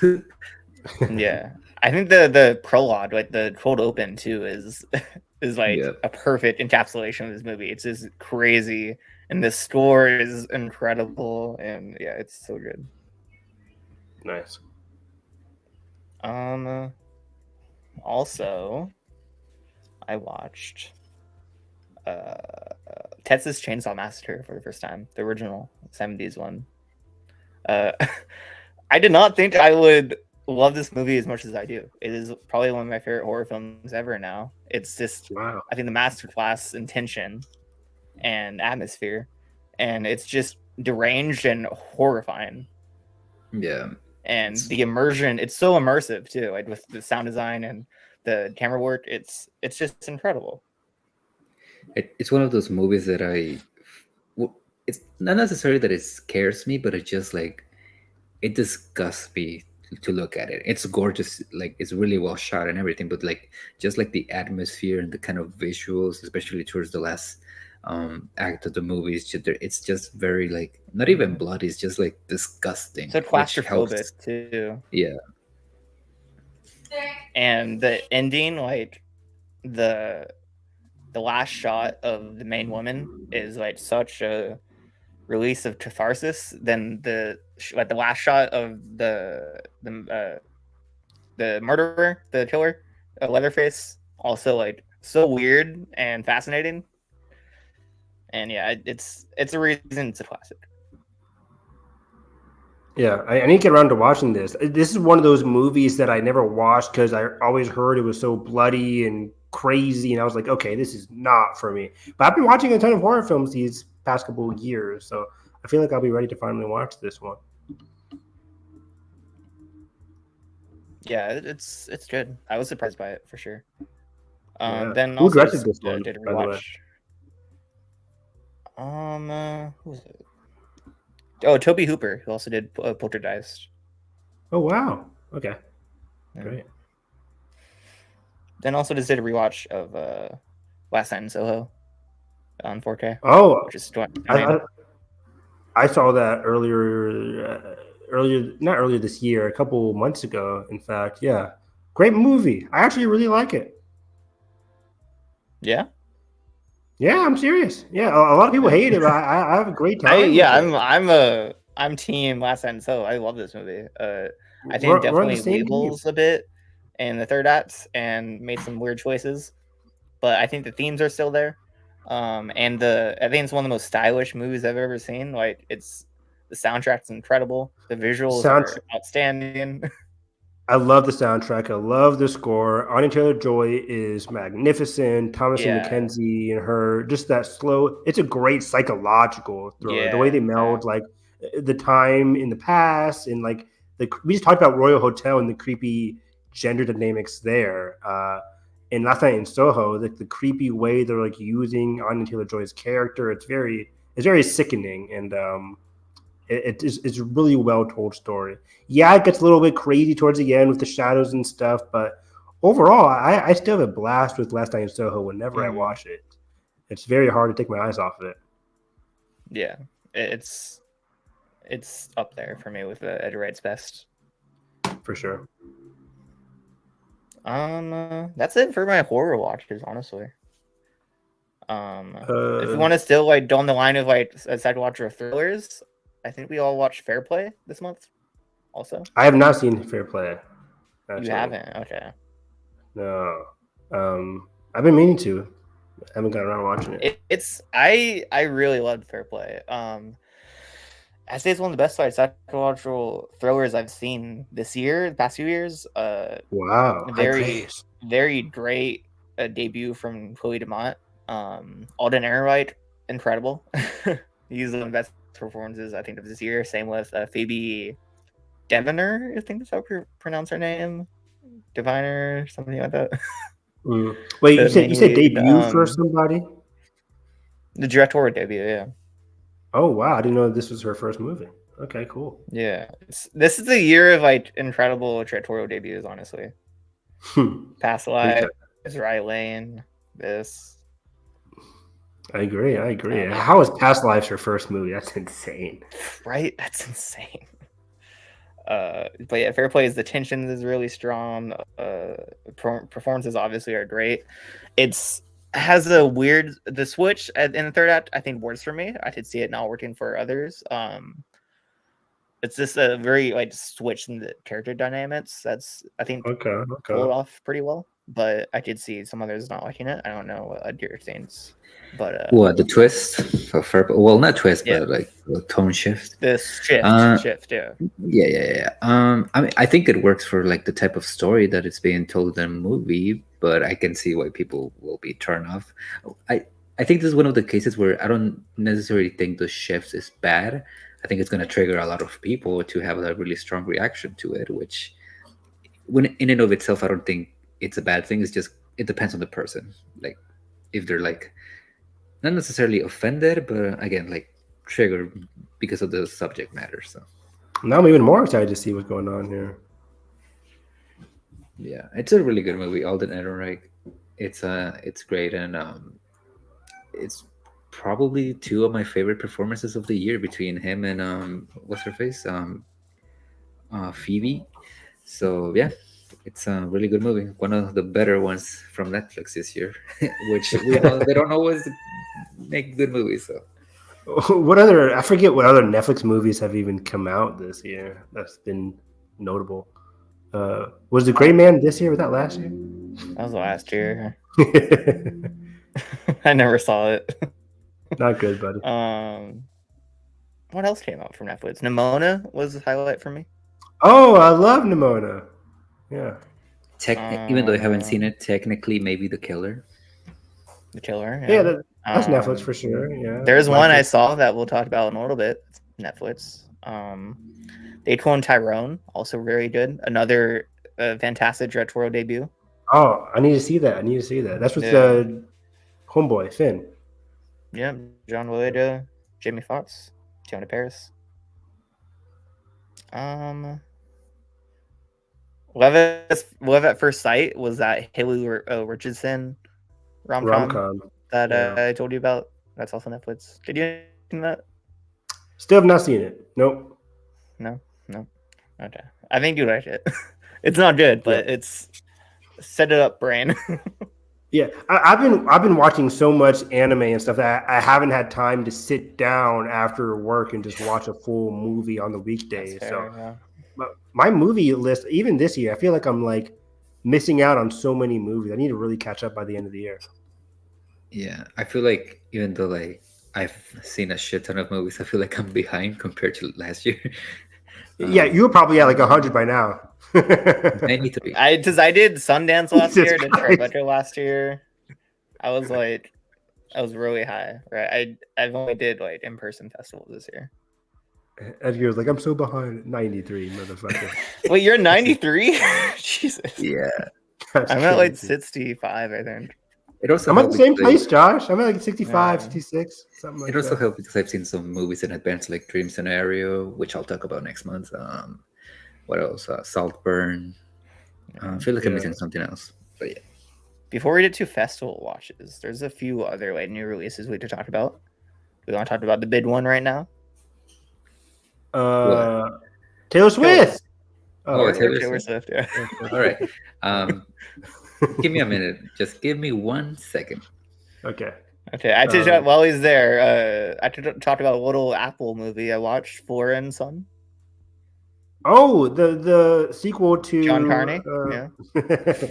I mean, what was that one movie they did? Drive It Like You Stole It, Sing Street. Yeah.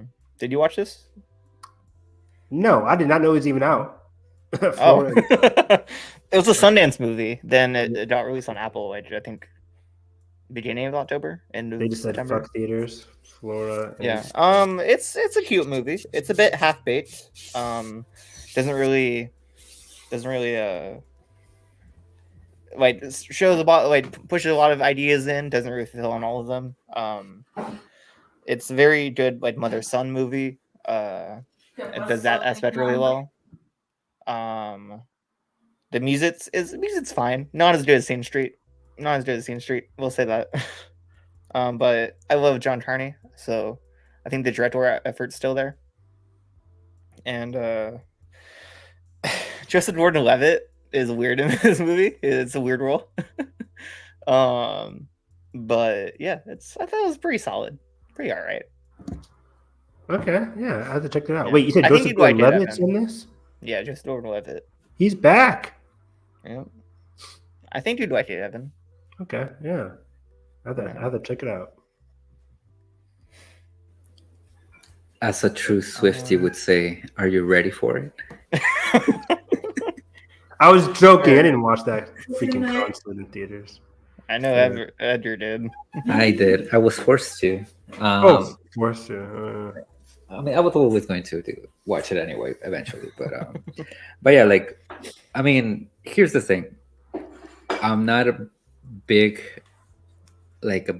fan of her. I like her music. It's fine. It's great. But it's you don't gotta defend yourself to us. I know, yeah. It's great. It's great. I love it. Like to me, like watching that movie to me was more like a kind of like realizing, like, even though I'm not super into her music, like it's kind of cool to know that this man's watching what he says. Or else being kicked out. Yeah, I know, from my own house. But no, it's just like kind of cool to know that you're living in a time right now where like The greatest, It's like the probably biggest pop star of this arguably generation. the biggest of this generation, equivalent to somebody like maybe like Michael Jackson, even and even then like or Madonna, in their like peak time. But yeah, like the film itself, it was just like very very very entertaining to watch. Here's this thing. Look, wait, Oh god! and it lights up, and here's her face. Oh. And here's- Wow. This is from the concert. This is not mine. But anyway, It's not mine. it's not mine. It's not mine. Okay. No, but yeah, like again, I don't know like what what the fans wanted in terms of which songs they wanted the film to show, because I know they cut a few songs here and there, but Oh no. Universal. but like for me, it was just like I don't know, it was just like entertaining to watch. It also helped that the showing that I watched it at, like the people weren't like crazy. They were actually like behaving like good. other than like singing along, but like the movie played like loud enough that you couldn't Not really doing hear backflips. any. Yeah, no backflips. Like to the point that you couldn't really like hear anybody else like sing. Like I mean, I was with like my girlfriend with Bridget, and like she was singing along, and I couldn't even hear her, and I was next to her, so I was like, okay. Okay. But yeah, like again, it's pretty good. It's right now, honestly, technically, it's still in my top 20 of the year. Surprisingly. So, Jesus. What the hell? So yeah, that's This man's like that's saying, cool. "Oh, it's not my fault. I had to watch this, but it's top 20." Top Hey, but 20 it's of good. the year. It's pretty good. Jesus Christ. How many, Yeah, okay. what is your top 20 then? What the hell? Do you want me to tell you? Out of From 92 one? or whatever it was. Top 20. I'm looking at my top 20 So right What's now. like Look. what's 19? Yeah. Reality. What's that? You've Is seen it. Yeah. Um, I've seen it. it when not it the looked from 20 Sydney Sweeney movie? Sydney Sweeney. yeah, on HP on Max. What's behind it? Knock at the Cabin. Like, what's That's 20. That's Okay. number 20. I mean, how can you compare 20? narrative features to a concert? I mean, concert. it's still a film. It's like documentary. It's a concert. Count. It's still being Documentaries tell a edited. story. Exactly. being Noah. edited. You just admitted it. That's just. That's. I mean, if you're talking about concert movies, I watched Stop Making Sense, the re-release of the Talking did you watch it Heads twice this movie. month? I watched it once. I was trying to watch it again, but it didn't work out, sadly. Wait, But yeah, who's it's the a main- masterpiece. It's what's that about? What band is that? Talking Heads. That's the band. Psycho Talking Killer? Do you Band? not know Talking Heads? Oh, Psycho Killer. Okay. That Once in a Lifetime, which I remember from the Downsizing trailer. I got played at every theater. Every That movie I trailer. watched. Oh my god, I hated that. That was bad. That was horrible. But that song is great though. And yeah, it's just Jonathan Demme directed it. Obviously director of Silence of the Lambs. It's I mean, it's as acclaimed as people say. It's fantastic. It's the pinnacle of concert films. I like Talking Heads, so obviously I love the music. It's great. There's not really much more to say about it. It's the remaster is gorgeous. The visuals are great. Is it in your top 20 of the year? I didn't put it on my list because it's not a 2023 movie. I'm just kidding. That's It weird. would be. It would be like top 5, but yeah. You have to remember, Evan, Josh had like this documentary about audio recording last year on his top 10. It's a movie. It counted. It was a fantastic movie. That counts. It's a documentary. That makes sense. What's the difference? Documentaries tell a story. They're trying to tell you about something. You're Concert still is you telling us singing the to film. us. kind of story through a concert film. Okay. Yeah. So you're going from state to state? What do you mean? It's only the LA shows, right? They were going to. Just Yeah. LA show? Well, here's the thing. Like, Even the less of a reason why- story. It's one show. it does technically tell the story because since it's like her like It's the going era, through, it's like, the whole yeah, story it's of the her era career. story. Yeah, so it's basically telling a story from like when she started to all the way where she is right now. So it does kind of have a little bit of a narrative. Mm. And like, movies don't exactly need narratives, Evan. You should know this. I mean, true. But it's weird to have a concert film. And okay, I'll take your word for it. I'll let it cook. I mean, it's Knock at the Cabin isn't one of my favorite movies of the year, so definitely wouldn't be in my top 20 either. But okay. Yeah, it's that's more of a middle list. I still liked it though. I agree. But okay, I think we're have ready. I have 3 more. Okay, what do you got? 2 more. I watched Strange man. Way of Life, the Pedro Almodovar short, starring Ethan Hawke and Pedro Pascal as Jay Talboys. Fantastic. Oh, Very good. Did it go woke? Don't need much to say more. Too woke for me, yes. No, it was great. Story a bit underdeveloped, but I think it needed to be a full feature. But I still think what they gave us was really good. okay. Where'd you see that? And before, it was just AMC. I played that with another of Almodovar's shorts. Okay. Before we did to Killers of Flower Moon, I watched Hugo for the first time. Ooh. Another Martin Scorsese movie, and yeah, I've this always movie wanted to charmed watch the fuck out of me. Charmed the fuck out of me. It's magical. It's not at all what I expected it to be about. I won't say it in case you don't know. Dude, thought it was gonna be a gangster movie. No, I thought it was like just this kid in France. I didn't think it would go to like the places it goes. Scorsese's Babylon. His Fablemans. What? Oh yeah, okay. His Fablemans. Yeah, I see it. The store is gorgeous. Visual, obviously. It's Scorsese. Like, it's just the childlike wonder, like completely encapsulated perfectly. Okay. Yeah. I've always you'd this has love been it. on my list for a long time because you know Yeah, me. you'd I love love it. animated movies. I love Scorsese, and for some reason, I remember this being in theaters. What was this? Mid 2000s, early 2000s. I remember this being in 2011. theaters in just 2011. Yeah, mid 2000s. I was just like, this looks so weird. Like this is the era when I was like, 15-year-old Evan, just like, oh, I'll stick to Disney and Pixar and all that kind of stuff. What are you talking about? I think he's talking about What? A Strange Way or whatever. Oh, yes, they did. Yeah. Great. Yeah. Sorry to interrupt you, Evan.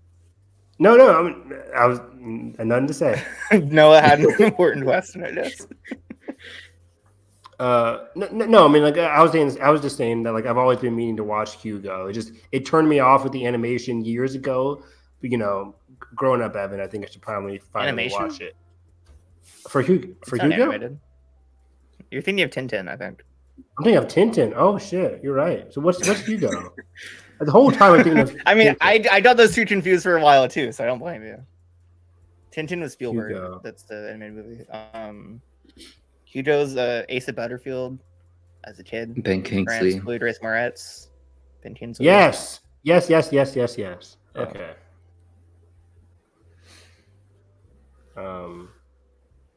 Yeah, It's great. definitely didn't see it. I didn't know this was Scorsese. Okay. Mm-hmm. Then Killers of the Flower Moon. Okay. You ready for Killers? See about them murders. Who wants to start? Evan, go for it. Evan, go for it. I'll be No, right back. sure. I hated this. No. I had a great time watching Killers of the Flower Moon. I think this was a very interesting Scorsese movie. It's kind of Scorsese towards the end, not end of his career, but towards the height of his career, going back to something which is why I love a lot of Scorsese movies. Not even the gangster stuff, not even the crime stuff. What I loved here is just like the moral dilemma of this movie and seeing how that ideas of greed, moral corruption kind of persists from a historical lens. That kind of what got me into this story. I never read the book, but the historical lens of this time period, what these people were doing with the Native American, the Osage Nation, really interested me. And the ways Scorsese dives into it from a multitude of perspectives here was very interesting, very captivating. While I do think it ran a bit too long, I can also say that I don't think there was a particular scene that felt wasted or that felt like unnecessary either. Again, I felt the length, but I also enjoyed nearly every scene that encapsulated that length.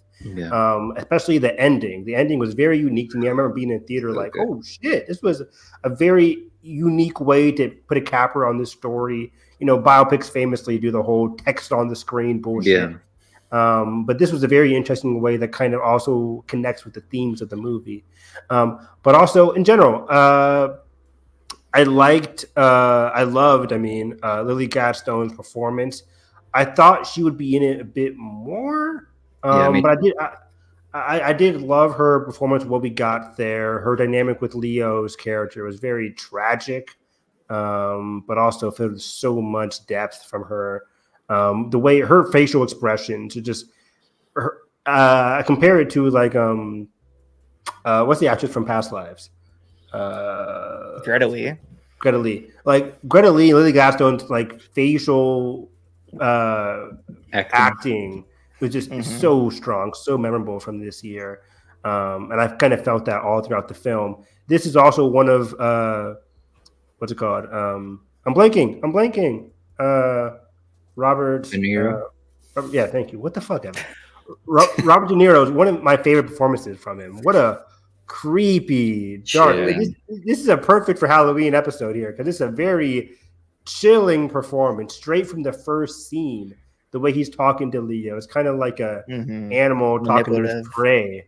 Very manipulative, very like devouring performance, and just seeing him go to work this entire movie in such a dark way. It was fantastic to watch.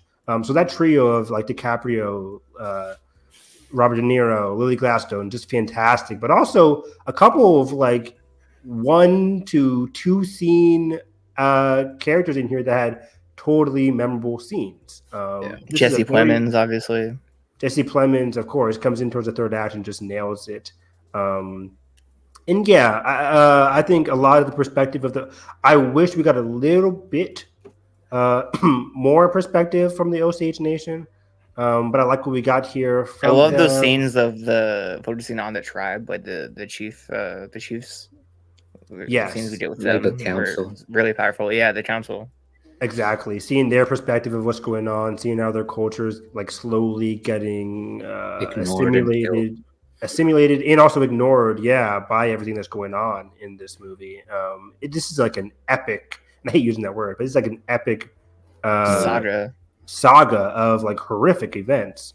And it's not like pure horror. It's just like hard to describe it, like the horror horrific of the normalcy. It's very grim. How this is just like commonplace in this town. They're just talking about killing other people over dinner, like as if it was like a normal Tuesday for them. Exactly, exactly, and that's what made it so creepy. Overall, very, very good movie.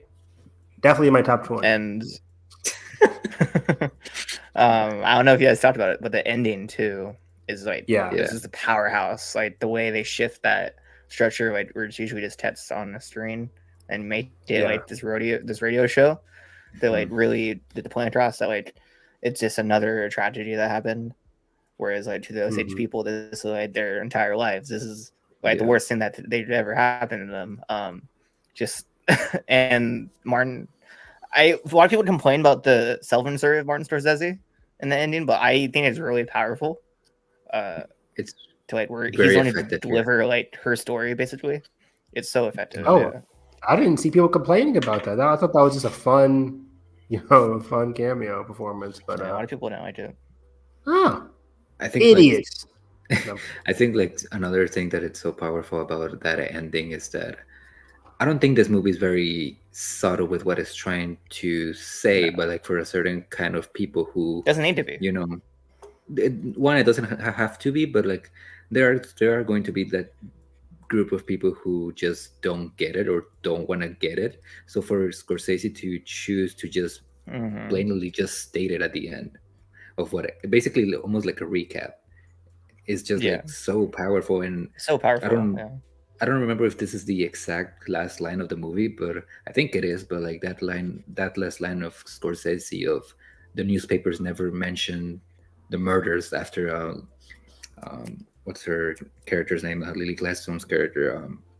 When they mentioned like, oh, she died and she was buried with her loved ones eventually, and like how nobody mentioned that all of her family Molly. was murdered. Molly, there you go. Nobody mentions that her family was murdered. Like, it's just like, again, like I feel like It's just brushed Scorsese off. gets a lot. Yeah, I feel like Scorsese gets a lot of unnecessary sometimes hate for how people respond to his movies, like how a lot of your typical dude bros of like idolizing like Leo in Wolf of Wall Street or De Niro in Taxi Taxi Driver Driver. is it's not the movie's fault. It's just the way that people react to those movies, and just again him just like trying to tell the story of America and how it's been funded. It's been founded through like just violence and hate crimes. Essentially, is very powerful. And again, I love this movie. I feel like I want to watch it again in theaters, but it's one of those movies. It's just very hard to like. So heavy. It's a very heavy movie. It's you kind of have to be in the mood for it. So It's also Exactly. 3.5 hours long. and Yeah. for me, like the runtime is not even a problem. Like I said, like No, during no. our private conversations on group chats or whatever, it's like 10 minutes longer than Avatar: The Way of Water. Like the runtime Yeah. is not the problem. It's just like 20 minutes longer than subject matter. the most like biggest Indian, like it's Indian, yeah. It's not that much. Yeah, I immediately finished watching this. I was like, I can't wait to watch this at home. Like, I don't think I can watch it again. Like, it's a very big experience, and I think I'll watch certain scenes again. But spending 3.5 hours to watch it in full might take some time because it is heavy. But there are particular scenes from the narrative that I just want to watch again to get a deeper understanding of. That last scene between Lily Gladstone and Leo is just powerful. Oh as fuck. God, Yeah. that was so great. Her performance is like it's as lauded as it should be. It's incredible. Very Do good. you guys still think she's the lead, or is Carey Mulligan just gonna overtake it? I think Oh. Emma Stone is number one right now. I think it's between Carrie and Emma. Because having seen this movie, I was like, oh, I thought she'd be in it more, but I can see why she wants to campaign. I did see as both the sides. lead. Yeah, I can see both sides, and I respect the lead actress call. From It's definitely her. not as egregious as Michelle Williams. I will say that. Yeah. Yeah, exactly. You're right. Like, because like she is. I mean, you could argue. Yeah. Anyways, I don't want to go back to that whole discussion. But yeah, I can see why Lily wants to be campaigned as lead in this movie. But like her plight, her dealing with the situation is kind of the heart of the movie. Yeah. Even The though a lot entire of her, movie surrounds around her, Yeah. even Even if she's though- not in it as much. yeah, all her She's like- scenes are like with Leo. Though Leo's kind of like the eyes of this movie. She's a shadow of the whole movie. Like her. Yeah. Yeah, she's Yeah. the way to say it. Yeah. Yeah, she's like the core of the movie, but even though she's not the lead, like Leo is the lead, and then she's just like the way she reciprocates to him, the way she bounces off of him. Yeah, I can definitely see how we can easily get lead actors from here. Having said that, though, again, I think because she's not in it a lot, at least solo wise, I think Emma and Carrie. It's also more of a subtle performance, which is like the Academy doesn't love that as much. No, for sure. But you can definitely still see a lot of Academy clips from here. Yeah. But it's not like, hey, look at this one solo scene that she just kills. A lot of her scenes are her talking with Leo. So I can see the argument there why she won't really win for that. But she's definitely getting nominated. And I think she's like number 3 for me right now behind, again, Emma and Carrie. I can't wait to see Maestro.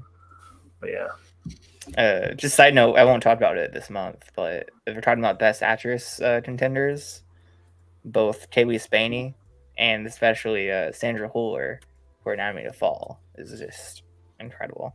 You think Priscilla's getting nominated? Yeah. I have her number 5 right now. Yeah. Number 5? Yeah. Okay. I mean, it's not. It's a bit of a gamble. I know that. A bit. But I think that movie is rising, and it coming out, it's doing well at the box office. It's doing indie numbers. Yeah, but it's it's what it needs. There's a lot of good word of mouth. Sure, I think she'll get a good Golden Globe. No, I think she gets Golden Globe. Critics' Choice, maybe. Maybe. Yeah. Yeah, I don't think she's that way. Okay, so yeah, Killers. Do you guys have this movie in your top 10? Yeah, it's number 12 I haven't ranked it, but yeah, it might be slightly behind Barbie. It's like in between those two. I know it's very different. Right movies, after Barbie for me too. Yeah, I have to rank a lot of. I haven't ranked a lot of movies since November started, so yeah, I have to rank it. It might be right next to Five Nights at Freddy's for me. I want to see. Jesus. It's right underneath Exorcist Believer for sure. Got it. Okay. Okay, let's get to our last little bit. Edgar saw a couple of festival movies. I saw a lot. Yeah, I just saw like might as well two. talk about them a bit. I can can start start first. Yeah. First one, since we both watched it, we can talk about Eileen with Thomas Mackenzie and Hathaway, directed by William Oldroyd. If you want to check my extensive thoughts on the movie, you can check my review for the Cinema Spot. But yeah, this movie is really good. I think it's a bit messy, but I think it's one of those. It's one of those movies where it's good but messy. It's good but messy. Yeah, I would say so, because like I feel like the style of the movie got me more than the actual like. It's one of those movies where it's like it's messy, but it's really bold, and you respect that. Yeah. Okay. It's pretty fresh too. And this is the sequel to Last Night in Soho, correct? Honestly, it's similar vibes. I think this is more like Hitchcockian than Italian giallo horror, but okay. Yeah. And I also really love like the sound design and the cinematography. It really does feel like it looks gorgeous. It looks like a modern 1960 movies. Like the film grain in this movie, it's so good. That's awesome. What's the release situation with Eileen? December. It's neon. December? I think it was on December. Yeah. Okay. This was Sundance, right, Josh? Edgar? Sundance. Yeah. Then it obviously I heard a lot about it being like a big twisty movie, so I decided. Yeah. I think then we saw it at Newport Beach Film Fest. Yeah. I think for me, like again, I'm not gonna go into spoilers for the twist. Don't say anything. I think it comes a little bit too late, and once it comes, I will say, don't watch the trailer that's out. The trailer gets out in a lot of way. I didn't even know there was a trailer. I won't watch it. Try avoid it. Yeah, I think it comes a little bit late into the movie, and it kind of doesn't. It kind of just like brushes over it, and just the movie kind of just ends. But yeah, but everything up until that is like fantastic. Then the twist, like I respect where it's going, but I don't think it's executed the best. Gotcha. Okay, I'm interested. So this neon December is gonna be jam packed for movies. Shit. Yeah. Wonka. Gotta find Sweep. time. Wonka sweep. Hey yo. No. Wonka looks good. I like the trailer. I did not like the trailer. And moving on to my third favorite movie of the year. Ooh. Whoa. Right Lane 2? 5 out of 5, Bob. What is this? Saltburn. Try again. Oh, okay. Oh, Saltburn, number 3 of the year. Holy shit! Yeah. I've seen more mixed things about the movie lately, like on social media. But I just love. It's Babylon Part 2. Yeah, it is the same Part level 2. of the division. Oh wow! It's a very disgusting, but also like beautiful, sexy, horror-y movie. I don't know. It's all over the place in terms of how many genres it kind of tries to blend together, but I think it works. I think it works for the most part. That ending, one of the best endings of the year that I've seen. I think a little. I've heard so either, much about it. it's either going to make the movie or destroy the movie for you. I think for Again, me, this is what I heard about Babylon too before. I heard the same thing about Emerald Fennell's last movie. Yeah, What was it called? and I didn't Promising love Young the Woman. ending of that movie. So I mean, I loved it. I think the ending of the movie works much better because I think like the build up of the main character is a little bit more fleshed out than that. I think Promising Young Woman for me, I didn't hear anything about the movie when I saw it, and then I heard everything. I heard people hating on it after the fact. I think that's why I respected it more. I didn't see it coming.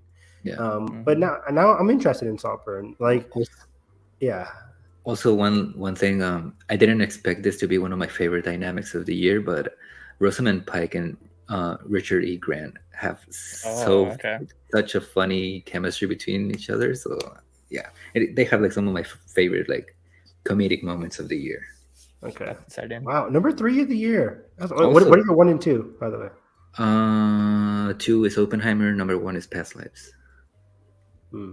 I think we should do a Letterboxd update after this because I want to see how our lists are looking. Let's not do that. My box has not been November. For months.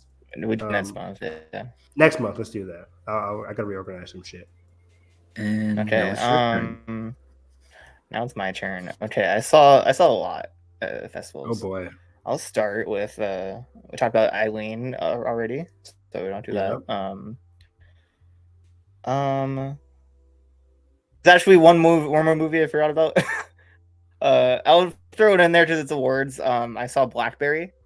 Glenn Howerton's BlackBerry. Buzz. Yeah, Glenn Howerton he's fantastic. I think it's a bit egregious to put him in supporting.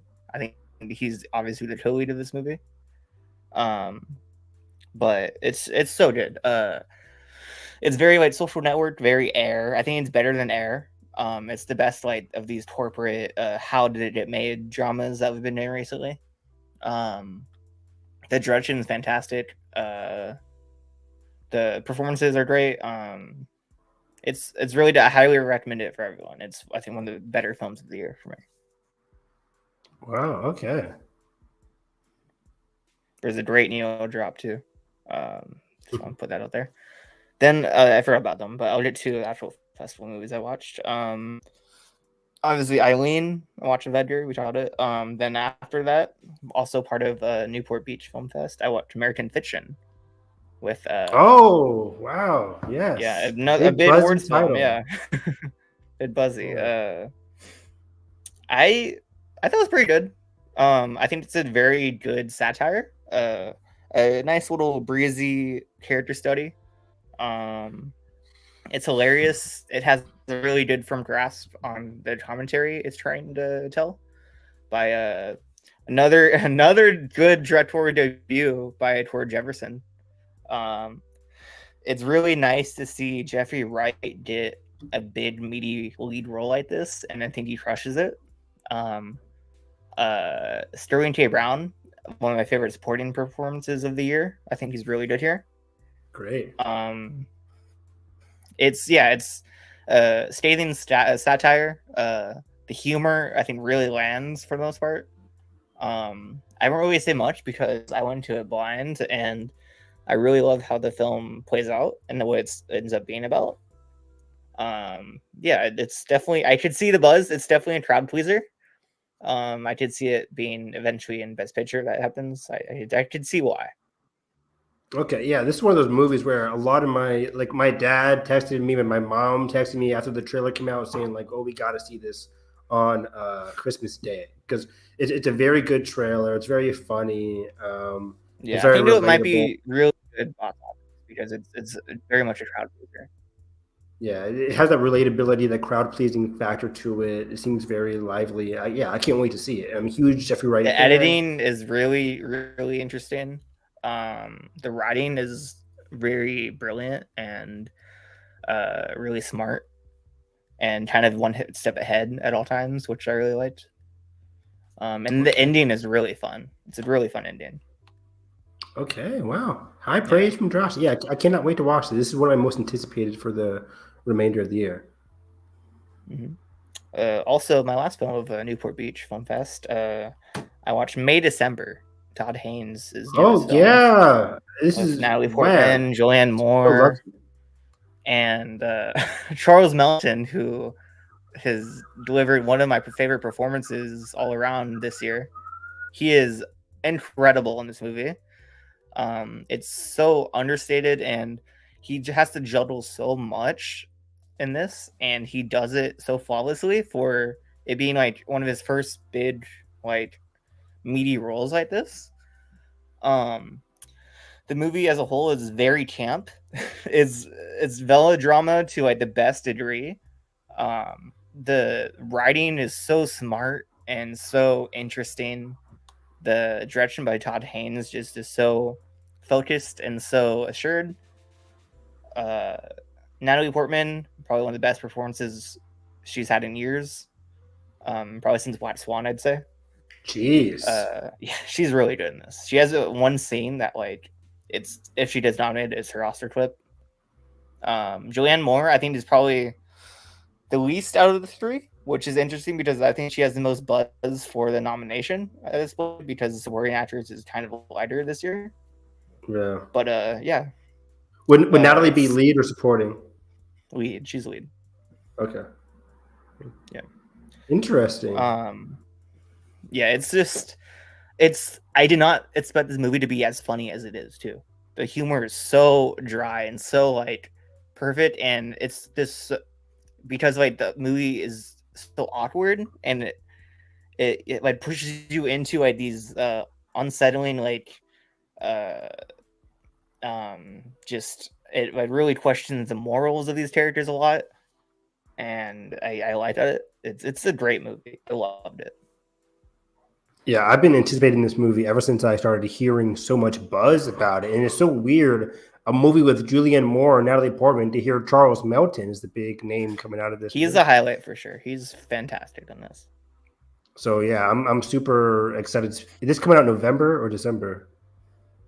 Is this month? It'd be funny if May December did not come out in December. But November, yeah, I think. Sweet. Hunger Games. They're coming out soon on Netflix. Yeah. So yeah, I've been anticipating Netflix this is December 1st. December 1st is when it streams, but I guess it's on. Got it. Okay, yeah. I mean, I'm super excited. I still think I'm hopeful that this gets a writing nomination, but I don't know what else it can get. It should, man. The script is so genius, and it balances so much. Mm-hmm. I think it should. That's great. So, you tell us with the crowd, right? Yeah. It played really well with the crowd. Okay, cool. Yeah, I was just curious about that. See how it plays with people watching. Yeah. Okay. A lot of gasps, a lot of laughs. There's so many, like, there's one scene towards the beginning that's so funny and one of the best bits of the year. It's so good. Yeah, I also saw at Animation's Film Festival, I saw The Boy and the Heron, Hayao Miyazaki's finally latest. saw it. Yeah. I did a full review on this channel for it, so I probably won't get as much into it. But yeah, I loved it. It's not his strongest narrative, but I honestly don't care because it's so imaginative. It's one of the best worlds he's created. The score is incredible. Yeah. The world building here is out of this world. The designs are so creative and so weird and nasty, but also, like, really cool. And it's powerful. There's some really good emotional moments here. And if you love Miyazaki movies, I think you'll love it. Okay. Yeah, that's very enticing. Yeah, because I've been trying to stay so far away from the marketing of this movie. Like, I've seen some, the poster, certain clips when I'm scrolling through Twitter, but I really want to stay far away from, like, what the world building is really all about, what the movie is all about. Like, just from the animation and the look of it alone, it's giving, like, Princess Mononoke vibes a little bit, but I don't know. I'd say it's a nice blend of, like, Spirited Away and Wind Rises. Okay. Spirited Away. It has like the fantastical elements of Spirited Away, but really a methodical like story structure and really much like a character study of it. Okay. Yeah. Interesting. Yeah. That's a great combination. You know, Miyazaki hardly ever misses, so he doesn't. It's great. I don't think he's ever missed for me. Exactly. Think about it, yeah. I mean, Studio... Lupin is probably my least favorite of his films, but still great. Was that by him? Yeah, that was his first. His first. Ghibli has had some misses, but I think he's been really good, masterful. One of my favorite directors of all time. So yeah, it's exciting to be in 2023 getting to see this movie. So, especially in theaters too. I think this might be IMAX my first, too, in IMAX and Dolby, which is awesome. This might be my first, Studio Ghibli movie in theaters. I can't. Definitely a first new released. I saw. I've seen a couple in like screenings and stuff. Oh yeah, those special screenings. Yeah. LA screens. Yeah, I've been meaning to go to like one of those, rewatch. Ghibli Fest. Yeah, but that's always happening. But like, haven't gotten a chance to do it. So yeah, what's next? Next, here's where my time at AFI Fest in LA starts. I watched All That Jazz for the first time from Bob Fosse. Mm-hmm. And it is. What's that? It's. Do you know anything about this movie? Not at all. Oh, it's just. It's basically semi-autobiographical film. Bob Fosse is a theater director. He's a playwright. He's a musical choreographer. Also a film director. So it's about this character who's basically the same things. Towards the end of his life, trying to juggle so many things. Like he's directing his first film, he's doing this new experimental musical, but he's also like a father, so he's trying to juggle all those things. And the editing of this movie is so frenetic and so incredible. The musical numbers are so good, and it's dazzling as it should be as like this big classical musical, but it's also devastating. And watching this man come to terms with his death, and he's dying. He has cancer. Has to come to the terms of what he's leaving behind, his legacy, and just all those themes. And it's masterful. Wow. Okay, I have to check this one out. 1979. Yeah. Wow. Okay. And for the two new releases, watched AFI. I watched Memory first. This new film starring Jessica Chastain and Peter Sarsgaard. I've heard she's really good in this. She's fantastic. Peter Sarsgaard is incredible. They're both their chemistry is really good. It's about these two broken people coming together. This man who has dementia and this woman who has mental health issues due to like a traumatic experience in her past. So it's about like her reluctancy to open up to this man who can't remember what just happened. Like he has dementia, obviously. God. So it's very, very much a heartbreaking movie, and like very pulls at those strings, but also like was surprised by how much warmth it has and how much heart it has towards the end. And it's really, really good. I love it. Reminded me of that movie a couple years ago. Was it Little Fists or something like that? Yeah. I think it's also like kind of a version similar to Eternal Sunshine also. Ooh, one of my favorite. Those vibes. Sorry, please. But yeah, Eternal Sunshine is one of my favorite movies of all time. Mm-hmm. I love that movie and the way it deals with time. The movie starts off like where you think it's going one way, you think it's to be this like revenge thriller, then it makes a completely different direction, and it's like very warm and very aspiring, I guess. It's really interesting. Okay. It's from Michel Franco, which I haven't seen his other movies. He did New Order and Sundown, which I haven't seen. Mm-hmm. But it's really good. So what's the release strategy for this movie? I've heard so much about it, but I think it got picked up by like the random place. Oh no! I know, yeah, sadly. Oh no! So I'll watch it on Hulu. We'll see. It'll probably be like a go away to IFC films, unfortunately. Damn. Yeah. It's going to hell. Because like they're both Oscar-worthy performances too. Like they're great. That's good. Then finally, I watched one of my most anticipated for the rest of the year, All of Us Strangers from Andrew Hay, starring an incredible effort by Andrew Scott, and equally so Paul Mescal, Claire Foy, and Jamie Bell. I think this is one of the best ensembles we've had this year.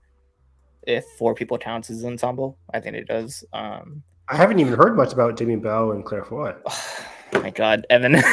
There's some juicy scenes between Jamie Bell and Andrew Scott, and Claire Foy. Like, this acting is some of the best I've seen all year. Here, like it's devastating. It's very much in the line of After Sun, where it's something that like the slow burn that really sneaks up on you with its amount of like tension and heart wrenching like character work. Andrew Scott, I think, is one of my favorite performances of the year. I think he should be in lead actor contention. The direction is really interesting. I won't say much because the way this movie unfolds is really special. Yeah, I still don't know the full plot. Yeah, I'm not going into that. Kind of stay away. I went into it blind as well, and it ends up being something really cool. But yeah, just incredible performances, incredible direction. The camera work and cinematography are just gorgeous. It's one of my favorite movies of the year. That's great. That's great. Yeah, I remember seeing this on Letterboxd, and you had like 5 stars for it. Yeah, I give it 5. A lot of love for this movie. Yeah, this is. I've heard so many comparisons, like After Sun, the heartbreaking, the emotionality of it. I'm not ready to watch it. I'm very nervous. Like, it's beautiful. It's heartbreaking, but it's also like fulfilling in ways too. Okay. Yeah, After Sun is kind of one of those movies where I was so excited and just super heartbreaking ending that just snuck up on me, like you said. So going through that again with All of Us Are Strangers, I'm not ready, Bob, but I'm excited at the same time. It's worth it. Yeah, there's a lot of style there too, and I think it really plays. It's from Andrew High. He's a gay man himself, so the way it weaves together its queer themes are really well done. Also, okay, good, incredible movie. Really, really strong festival season we have right now, and really strong October. There's still so many others in general. Yeah, you saw great. That must have been a great festival. May, December, All of Us Are Strangers, Eileen, all that kind of stuff. Nice. No, nothing was playing Poor Things though, which I was sad about. I want to watch that so bad. I cannot wait for Poor Things. Oh my gosh, it was funny. I saw the trailer for that with Killers. My dad was like, "No way in hell am I seeing them." He was not a fan of the Poor Things trailer, but I think it looks really, really fascinating. It looks incredible. I cannot wait. Yeah, that's about it. Yeah. Close us out, Josh. Evan, where do people find you? Find me on Twitter at HarrisEV9. Nathan and I are going to be doing. We meant to do tea yesterday, but he had some issues. So we're going to be doing tea tomorrow, talking about Loki, the penultimate episode of Loki, and the finale of Gen V. So again, follow me for talking about Gen V, Loki, and then the finale is later this week for that. And Invincible. Invincible came back last week as well. That was fantastic. I'm sure those are things we'll talk about on the November episode too. Oh, for sure. Especially because Invincible, for season 2 at least, they're doing the first 4 episodes now, and they're doing a break after episode 4. And then they're going to come back with they're going to come back with episodes 5 to 8. I think in January, February. I don't think. Oh, that's dumb. Everybody just wait like 3 years. I know, right? It's very weird, but yeah, Robert Kirkman said like the episode 4 cliffhanger is one of the best things people will ever see, and I'm just like, come on, like what's gonna happen? But either way, I'm excited that Invincible is finally back. So I'm always talking about that. I just watched the last episode of Attack on Titan yesterday. I started watching this anime in 2013. It's been a 10-year journey for me. 10 years. And it's one of the best fiction stories ever created. So it was sad seeing farewell to that yesterday. But overall, yeah, I've been having a good October or a good start to November so far. So far, so good. And for me, you can find me on all social medias at ETG. You can find some of my reviews, some of my work at the Cinema Spot and Loud and Clear reviews. And yeah, I bet one last recommendation for spooky season, I guess, even though it's over. If you guys want to watch another good exorcism movie, even though it's not part of the franchise, The Exorcism of Emily Rose. Another movie that understands. Scott Derrickson, right? Yep. And what's her face from Ozark, the main girl? Laura Linney? Laura Linney? Yeah, I think so. She's in it. She's great. Amazing. So yeah, and November should be another good month for movies. So can't wait to talk about that. I already saw 2 that are in my top 20, so that's exciting. Is it Taylor Swift? Yeah. Where can people find you, Josh? Find me on Twitter at Josh D. Woodbury. Where you'd find my thoughts on Spider-Man 2, which I also finished this month. Incredible game, beautiful story. I have more on my Twitter for that.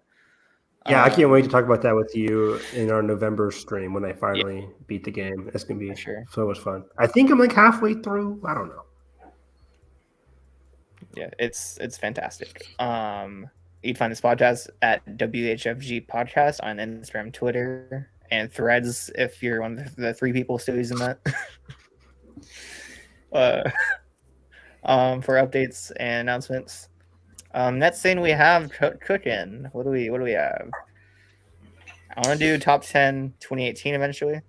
Maybe we did that finally this month. Yeah, crazy that we haven't done that yet. Yeah, we've been planning that one for a while. We haven't done one in like a while. Since like December of 2019. No, not 2022. That was our last one? I think no so. Way. No, we did wait to see sequels. We did wait to see sequels. Oh, I meant like yearly ones.